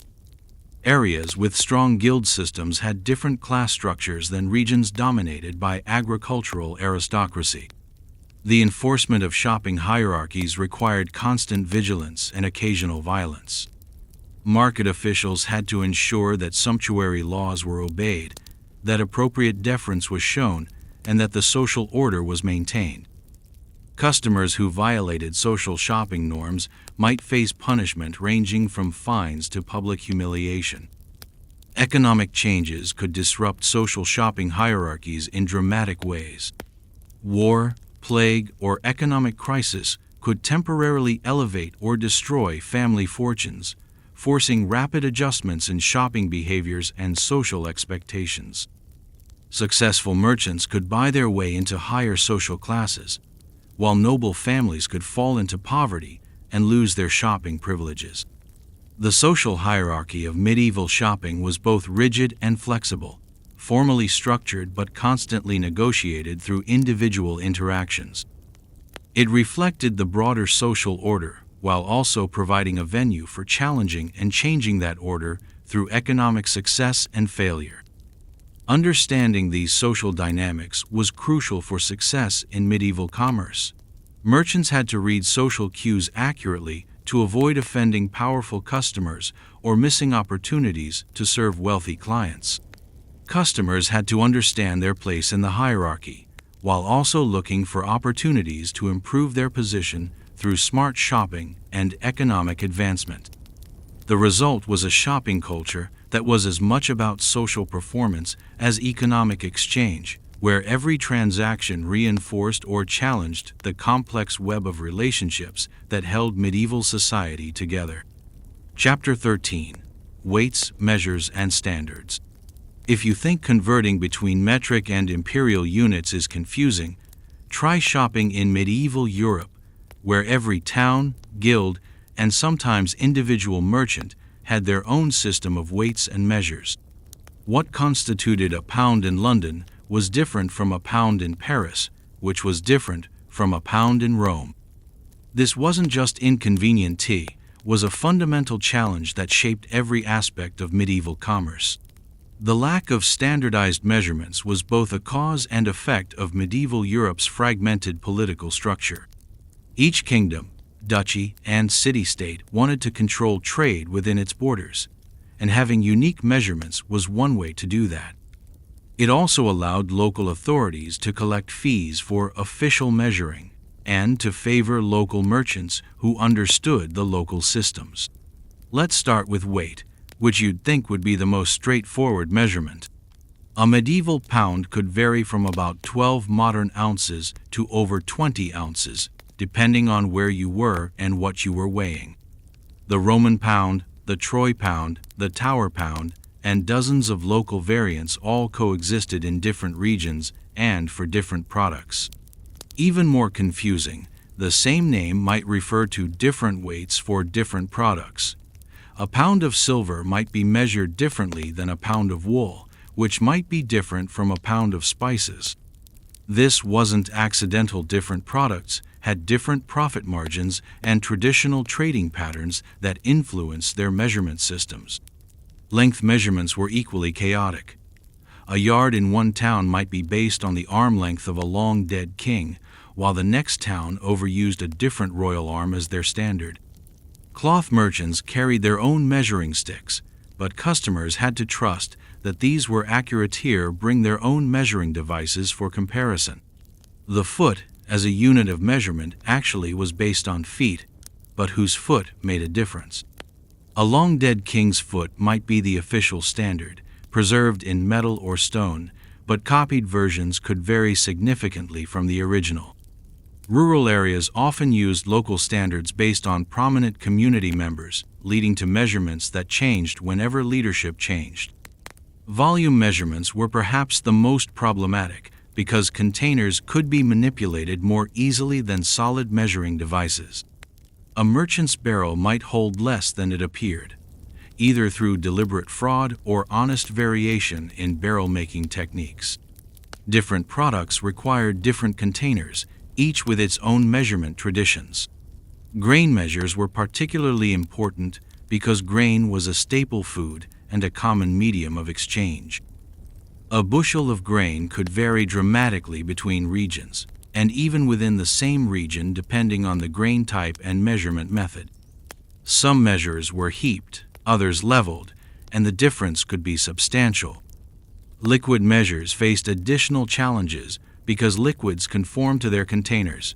A gallon of wine might be different from a gallon of ale, and both might be different from a gallon of oil. Temperature, container shape, and measurement technique all affected the actual quantity delivered. The lack of standardization created numerous opportunities for fraud. Merchants could use favorable local standards when buying and different standards when selling. They could claim their products were measured according to generous standards while actually using stingy ones. Customers often had no way to verify measurements without bringing their own equipment. Official market measurers were supposed to ensure accuracy, but they were often corrupted, overwhelmed, or simply incompetent. Some markets had official scales and measures that merchants were required to use, but these were often poorly maintained or deliberately rigged to favor certain merchants who paid bribes to market officials. Regional standards were sometimes enshrined in physical objects, master weights, measuring sticks, or standard containers that were kept in secure locations and used to verify other measurements. But these standards could be lost, damaged, or deliberately altered over time. Wars and political changes often led to the destruction or replacement of measurement standards. The church sometimes provided measurement standards, with monastery weights or cathedral measures serving as regional references. This gave measurements a quasi-religious authority, but it also meant that religious and political conflicts could affect commercial standards. Traveling merchants faced particular challenges with measurement variations. They had to carry conversion charts, multiple measuring devices, or trusted local contacts who could help them navigate different systems. Some merchants specialized in particular regions to avoid the complexity of dealing with multiple measurement systems. Customers developed various strategies for dealing with measurement uncertainty. Some learned to recognize standard measurements by sight or feel. Others brought their own measuring devices or insisted on witnessing the measurement process. Group purchasing allowed customers to pool their expertise and challenge questionable measurements. International trade required sophisticated measurement conversion skills. Merchants who traded across regions had to master multiple systems and understand conversion rates that changed depending on location and product type. This expertise was valuable enough that some merchants specialized in measurement conversion services. Enforcement of measurement standards was inconsistent and often corrupt. Market officials might strictly enforce standards for some merchants while ignoring violations by others. Penalties for using false measures ranged from fines to public humiliation to banishment, but enforcement was often more about politics than justice. Some products developed their own specialized measurement systems that ignored standard weights and measures entirely. Precious metals, gemstones, and spices often used traditional units that were specific to those trades. Customers had to learn these specialized systems to participate in certain markets. Seasonal variations affected measurements in ways that modern shoppers don't have to consider. Grain measures might change between harvest and storage, as moisture content affected weight and volume. Temperature changes could affect liquid measures, and humidity could affect the weight of hygroscopic materials like salt or sugar. Quality standards were often incorporated into measurement systems in confusing ways. A good bushel might contain more grain than a common bushel, with the difference supposedly reflecting quality rather than quantity. This blurred the line between measurement and evaluation in ways that created additional opportunities for dispute. Technological limitations affected measurement accuracy in fundamental ways. Scales were mechanical devices that could be inaccurate, worn, or deliberately rigged. Measuring containers could warp, crack, or be repaired in ways that changed their capacity. Temperature and humidity could affect both measuring devices and the products being measured. Record-keeping of measurement standards was primitive and inconsistent. Written records of official measurements were rare and often inaccurate. Changes to standards might not be recorded or might be recorded in ways that were unclear to future users. This led to disputes about what constituted traditional or correct measurements. The social status of customers affected how carefully their purchases were measured. Noble customers might receive generous measures while poor customers got stingy ones. Merchants calculated that wealthy customers were more likely to complain about poor treatment and more dangerous to cheat. Economic incentives often favored measurement manipulation over standardization. Merchants could profit more from exploiting measurement confusion than from establishing clear, fair standards. Local authorities could collect more fees from measurement disputes and verification services than from maintaining simple, standardized systems. International trade gradually pushed toward greater standardization, but this was a slow process that took centuries. Merchants who traded across regions had strong incentives to establish common standards, but local authorities resisted anything that would reduce their control over trade. The result was a commercial environment where every transaction involved potential disputes over basic questions of quantity and measurement. Successful merchants and customers had to become experts not just in their products, but in the complex measurement systems that govern their trade. This measurement chaos was one of the defining characteristics of medieval commerce. creating a shopping environment where expertise in weights and measures was as important as expertise in product quality or fair pricing. It was a world where the simple question, "How much?" could have dozens of different answers depending on where you were and who you were dealing with. Chapter 14. The Role of Guilds in Shopping. Medieval guilds weren't just social clubs for craftsmen. They were powerful economic organizations that controlled almost every aspect of commerce in their respective trades. For shoppers, this meant that guilds determined what products were available, what quality standards applied, who could sell what goods, and often what prices would be charged.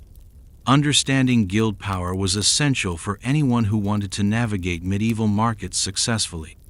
Guilds originated as mutual protection societies for craftsmen and merchants who faced common challenges: competition from outsiders, quality control issues, economic uncertainty, and the need for political representation. Over time, they evolved into sophisticated organizations that controlled entire industries within their territories. Each major craft had its own guild: bakers, brewers, cloth merchants, metal workers, leather workers, and dozens of others. These guilds had exclusive rights to practice their trades within specific geographical areas, usually cities or large towns. This meant that if you wanted to buy bread, you had to buy from guild bakers. If you wanted cloth, you dealt with guild cloth merchants. Guild membership was carefully controlled through apprenticeship systems that could last 7 years or more. This created artificial scarcity in many trades, keeping the number of practitioners low and prices high. It also ensured that guild members had extensive training and experience, which generally meant higher quality products. The apprenticeship system had direct implications for shoppers. Products made by master craftsmen commanded premium prices, but were generally of higher quality than goods produced by non-guild workers. However, the limited number of guild members meant that customers often had fewer choices and had to pay whatever prices the guild decided to charge. Guilds established quality standards for their products that were often higher than what market forces alone would have created. Guild bakers, for example, had to meet specific standards for bread weight, ingredients, and freshness. Guild metalworkers had to guarantee the purity of their alloys and the durability of their products. These quality standards were enforced through guild inspections and penalties. Guild officials would regularly inspect workshops and products, imposing fines or other punishments on members who produced substandard goods.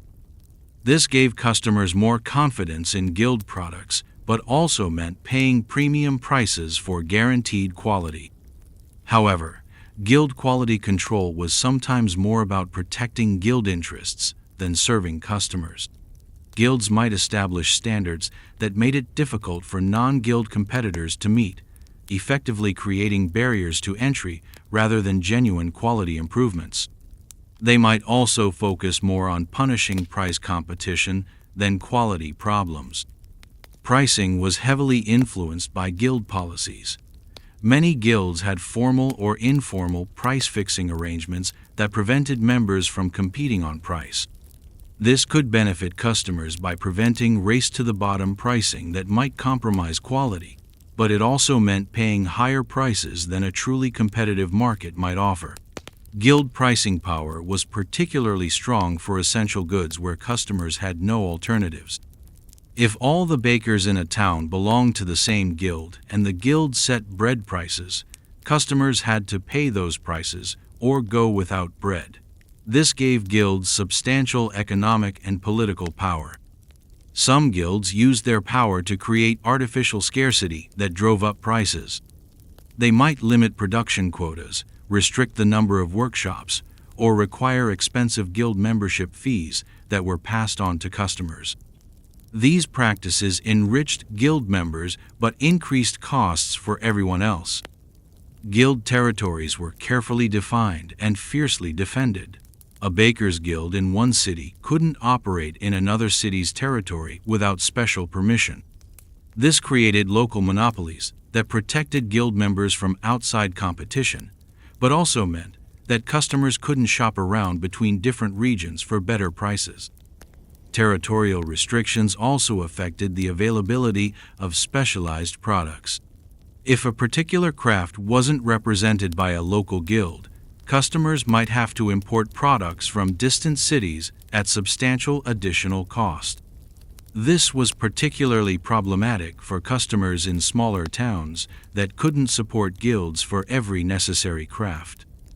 Guild politics influenced shopping in ways that customers often didn't understand. Disputes between guilds could affect product availability or pricing. Political conflicts between guilds and city authorities could result in trade restrictions or changes in guild privileges that affected what products were available and how much they cost. Some guilds developed close relationships with political authorities, receiving special privileges in exchange for political support or tax payments. These relationships could benefit guild members through favorable regulations, but often meant higher costs and fewer choices for customers. International trade was heavily regulated by guild systems. Foreign merchants often had to work through local guild members to sell their goods, adding layers of markup and reducing direct competition. This protected local industries but meant that customers paid higher prices for imported goods. Guilds also controlled retail distribution systems in many cities. Guild merchants had exclusive rights to sell certain products in specific locations or during certain times. This created complex webs of commercial privilege that customers had to navigate to find what they needed. Innovation was both helped and hindered by guild systems. On one hand, guilds preserved and transmitted craft knowledge through apprenticeship systems, maintaining high skill levels across generations. On the other hand, guilds often resisted innovations that might threaten their members' economic interests or established practices. Customer complaints about guild products or services had to be handled through guild systems rather than independent authorities. This created conflicts of interest where guild officials were expected to judge disputes between guild members and customers. Guild members often received preferential treatment in these disputes. However, guilds also provided benefits for customers that weren't available in non-guild systems. Guild guarantees meant that customers could seek compensation if products failed to meet standards. Guild regulation reduced fraud and standardized many aspects of commerce that were otherwise chaotic. Guild markets often featured better organization and more reliable quality than non-guild alternatives. Guild merchants had reputations to maintain within their organizations, creating incentives for honest dealing and customer service that independent merchants might not have. Some guilds provided customer services that went beyond basic commerce. Guild bakers might offer credit to regular customers during difficult times. Guild metalworkers might repair their products or provide ongoing maintenance. These services created value for customers, but were also reflected in higher prices. Guild membership was often hereditary, passing from father to son within the same craft. This created dynasties of skilled craftsmen, but also limited opportunities for newcomers to enter guild trades. Customers benefited from generations of accumulated expertise but paid prices that reflected limited competition. Women's participation in guild systems varied dramatically by trade and region. Some guilds excluded women entirely, while others allowed limited participation through family connections. This affected what products were available from whom and created gender-based restrictions on certain types of commerce. The decline of guild power in later medieval periods was driven partly by customer resistance to high prices and limited choices. As trade expanded and political systems changed, customers gained more alternatives to guild-controlled commerce. However, this transition took centuries and varied greatly by region and industry. Understanding guild systems was essential for successful medieval shopping. Customers had to know which guilds controlled which products, what quality standards applied, what pricing structures were in place, and how to navigate guild politics and regulations. For modern students of medieval commerce, guild systems illustrate the complex relationships between economic organization, political power, and consumer welfare. They show how professional organizations can both protect and exploit their customers, and how the structure of markets affects everyone who participates in them. Chapter 15: The End of the Day. As the sun began to set on market day, the character of the medieval marketplace changed dramatically. The frenzied energy of midday commerce gave way to a different kind of urgent scythe pressure to close deals, clear inventory, and settle accounts before darkness fell, and another week passed without income. Late afternoon brought desperate bargaining as merchants tried to avoid carrying goods home. Perishable items faced immediate disposal problems, and even non-perishable goods represented tied-up capital and storage costs. Smart customers knew that the last few hours of market day offered the best opportunities for bargains, but they also carried the highest risks. Food vendors faced the most urgent time pressure. Bread that wasn't sold would be stale by next market day. Meat could spoil overnight, especially in warm weather.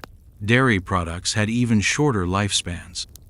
These vendors would often slash prices dramatically rather than face total losses, but customers had to move quickly and judge carefully whether discounted food was actually safe to eat. The quality of remaining goods was always questionable. Items left unsold might be inferior products that knowledgeable customers had rejected earlier. Alternatively, they might be perfectly good products that simply hadn't found buyers due to pricing, location, or bad luck. Distinguishing between these situations required expertise and careful inspection. Merchants used various strategies to move remaining inventory. Some offered package deals: buy one item at full price and get another at a discount. Others offered quantity discounts for customers willing to buy multiple items. Some simply held auctions, allowing remaining customers to bid on leftover goods. Credit arrangements often became more flexible as the day wore on. Merchants who had been demanding cash earlier might accept partial payment or extend credit terms to customers they knew and trusted. This created opportunities for customers with good reputations but limited immediate funds. Barter arrangements also increased toward day's end. Merchants might accept goods in trade rather than insisting on cash, especially if they needed items for their own use or if they could trade those items at the next market. This created complex multi-party transactions that required negotiation skills and market knowledge. Cleanup began while trading was still ongoing. Merchants packed their most valuable items first, keeping only lower-value goods available for last-minute sales. This created a feedback loop where the selection deteriorated as the day ended, reinforcing customer perceptions that late shopping meant inferior products. Transportation concerns affected end-of-day pricing. Merchants who had hired carts or pack animals for the day faced deadlines for returning rented transportation. Those who had traveled long distances to reach the market faced difficult journeys home and might prefer to sell at low prices rather than transport goods back to their home bases. Weather considerations became more pressing as evening approached. Merchants with goods that could be damaged by dew, frost, or rain faced pressure to either sell quickly or invest in protective covering. Customers could use weather forecasts as leverage in negotiations. Social factors influenced late-day shopping patterns. Wealthy customers often left markets early, avoiding the crowds and inferior selection of late afternoon. This meant that late-day customers were primarily from lower economic classes, which affected both pricing strategies and social dynamics. Security concerns increased as daylight faded. Markets became more dangerous after dark, with increased risks of theft and violence. Both merchants and customers had incentives to complete their business and leave before sunset. This created additional pressure for quick transactions at potentially unfavorable terms. Settlement of accounts took place throughout the afternoon as merchants calculated their daily profits and losses.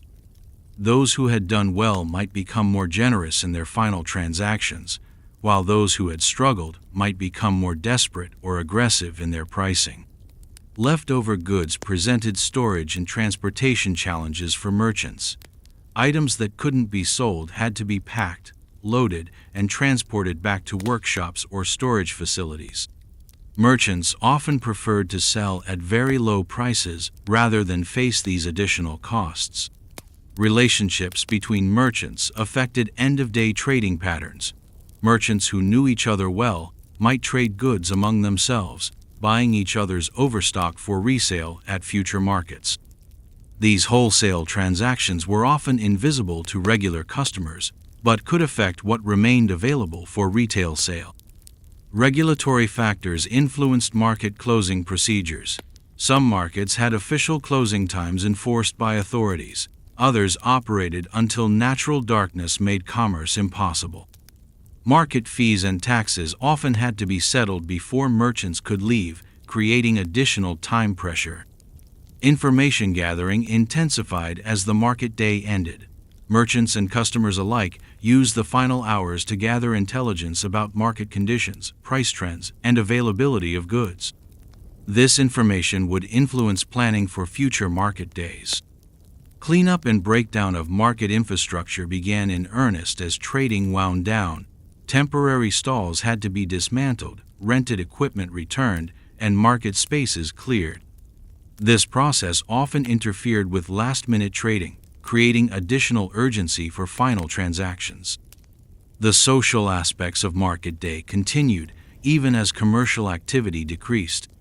Merchants used the end of the day to strengthen relationships with customers and colleagues, share information, and plan future cooperation. These social investments were often as important as the day's financial transactions. Rural customers faced particular pressure to complete their shopping before dark, since they often had long journeys home over dangerous roads. This created opportunities for merchants to exploit time pressure, but also meant losing customers who couldn't find what they needed quickly enough. Seasonal factors affected end-of-day patterns differently throughout the year. Summer markets could continue later into the evening, while winter markets had to close much earlier. This seasonal variation affected both the total volume of trade and the dynamics of late-day bargaining. Professional traders and arbitrageurs often did their most profitable business in the final hours of market day, buying heavily discounted goods for resale at other markets or future dates. These specialists had developed expertise in judging which discounted goods represented genuine bargains versus items that were cheap for good reasons. The emotional atmosphere of late market day was complex and charged. Successful merchants and customers felt satisfied with their day's work, while those who had struggled felt frustrated and pressured. These emotions affected decision-making and negotiation dynamics in ways that could either create opportunities or lead to poor choices. Record-keeping became more important as the day ended. Merchants had to tally their transactions, calculate profits and losses, and plan for future inventory needs. Customers had to assess whether they had gotten good value and met their needs for the coming week. The transition from market day to ordinary time was marked by the gradual emptying of the market square, the dismantling of temporary structures, and the return to the normal rhythm of medieval town life. But the effects of market day, the goods purchased, relationships formed, and information gathered would influence the community until the next market day brought the cycle around again. For medieval people, the end of market day represented both completion and anticipation completion of the week's most important commercial activity and anticipation of the long wait until the next opportunity to engage in the complex, dangerous, and essential business of shopping in the medieval world. As the last merchants packed their remaining goods and the market square emptied of its crowds, another chapter in the ongoing drama of medieval commerce came to a close. But for everyone involved, merchants and customers, locals and travelers, rich and poor, the lessons learned and relationships formed would shape their approach to the next market day and the never-ending challenge of survival through trade.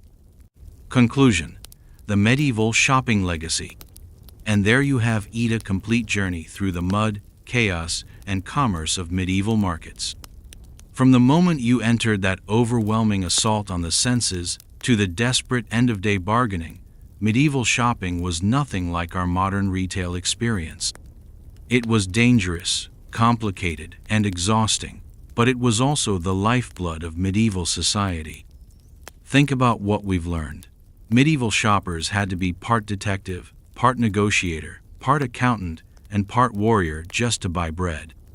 They needed to understand complex currency systems, navigate social hierarchies, detect fraud, judge quality without modern testing methods, and defend themselves against everything from pickpockets to plague. They dealt with weights and measures that changed from town to town, guild monopolies that controlled entire industries, seasonal shortages that could mean the difference between survival and starvation, and a complete lack of consumer protection that would terrify modern shoppers. But perhaps most remarkably, they developed sophisticated strategies for thriving in this hostile environment. They formed buying cooperatives, built information networks, cultivated relationships with honest merchants, and passed down shopping expertise through generations.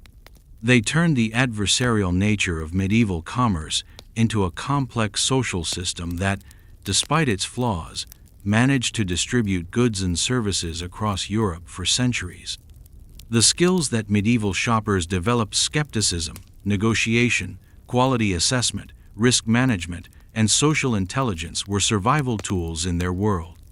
The fact that they not only survived, but built thriving commercial centers that became the foundation of modern European cities is a testament to human adaptability and ingenuity. Medieval markets were also remarkably innovative in ways that we often forget. They developed credit systems, insurance concepts, quality standards, and international trade networks that laid the groundwork for modern commerce. The guild system, for all its flaws, created some of the world's first professional standards and consumer protections. The social aspects of medieval shopping were as important as the economic ones. Markets were where communities came together, where information spread, where relationships were formed and tested.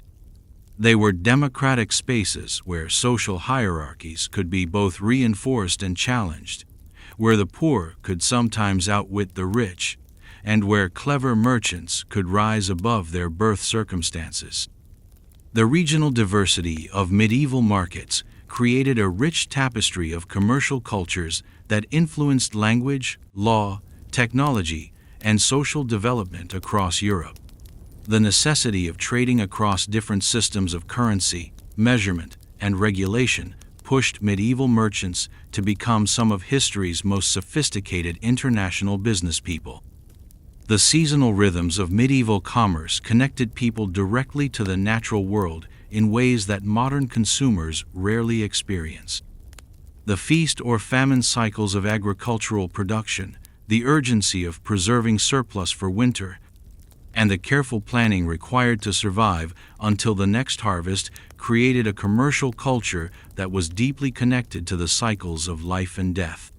The dangers of medieval shopping: fraud, theft, violence, disease, and exploitation seem overwhelming by modern standards. But they also fostered a commercial culture that valued honesty, reputation, and community relationships in ways that our anonymous modern markets sometimes lack. A merchant who cheated customers couldn't simply rebrand and move to a new location. They had to live with the consequences of their actions within small, interconnected communities. The technology limitations of medieval commerce forced people to develop skills and knowledge that we've largely lost.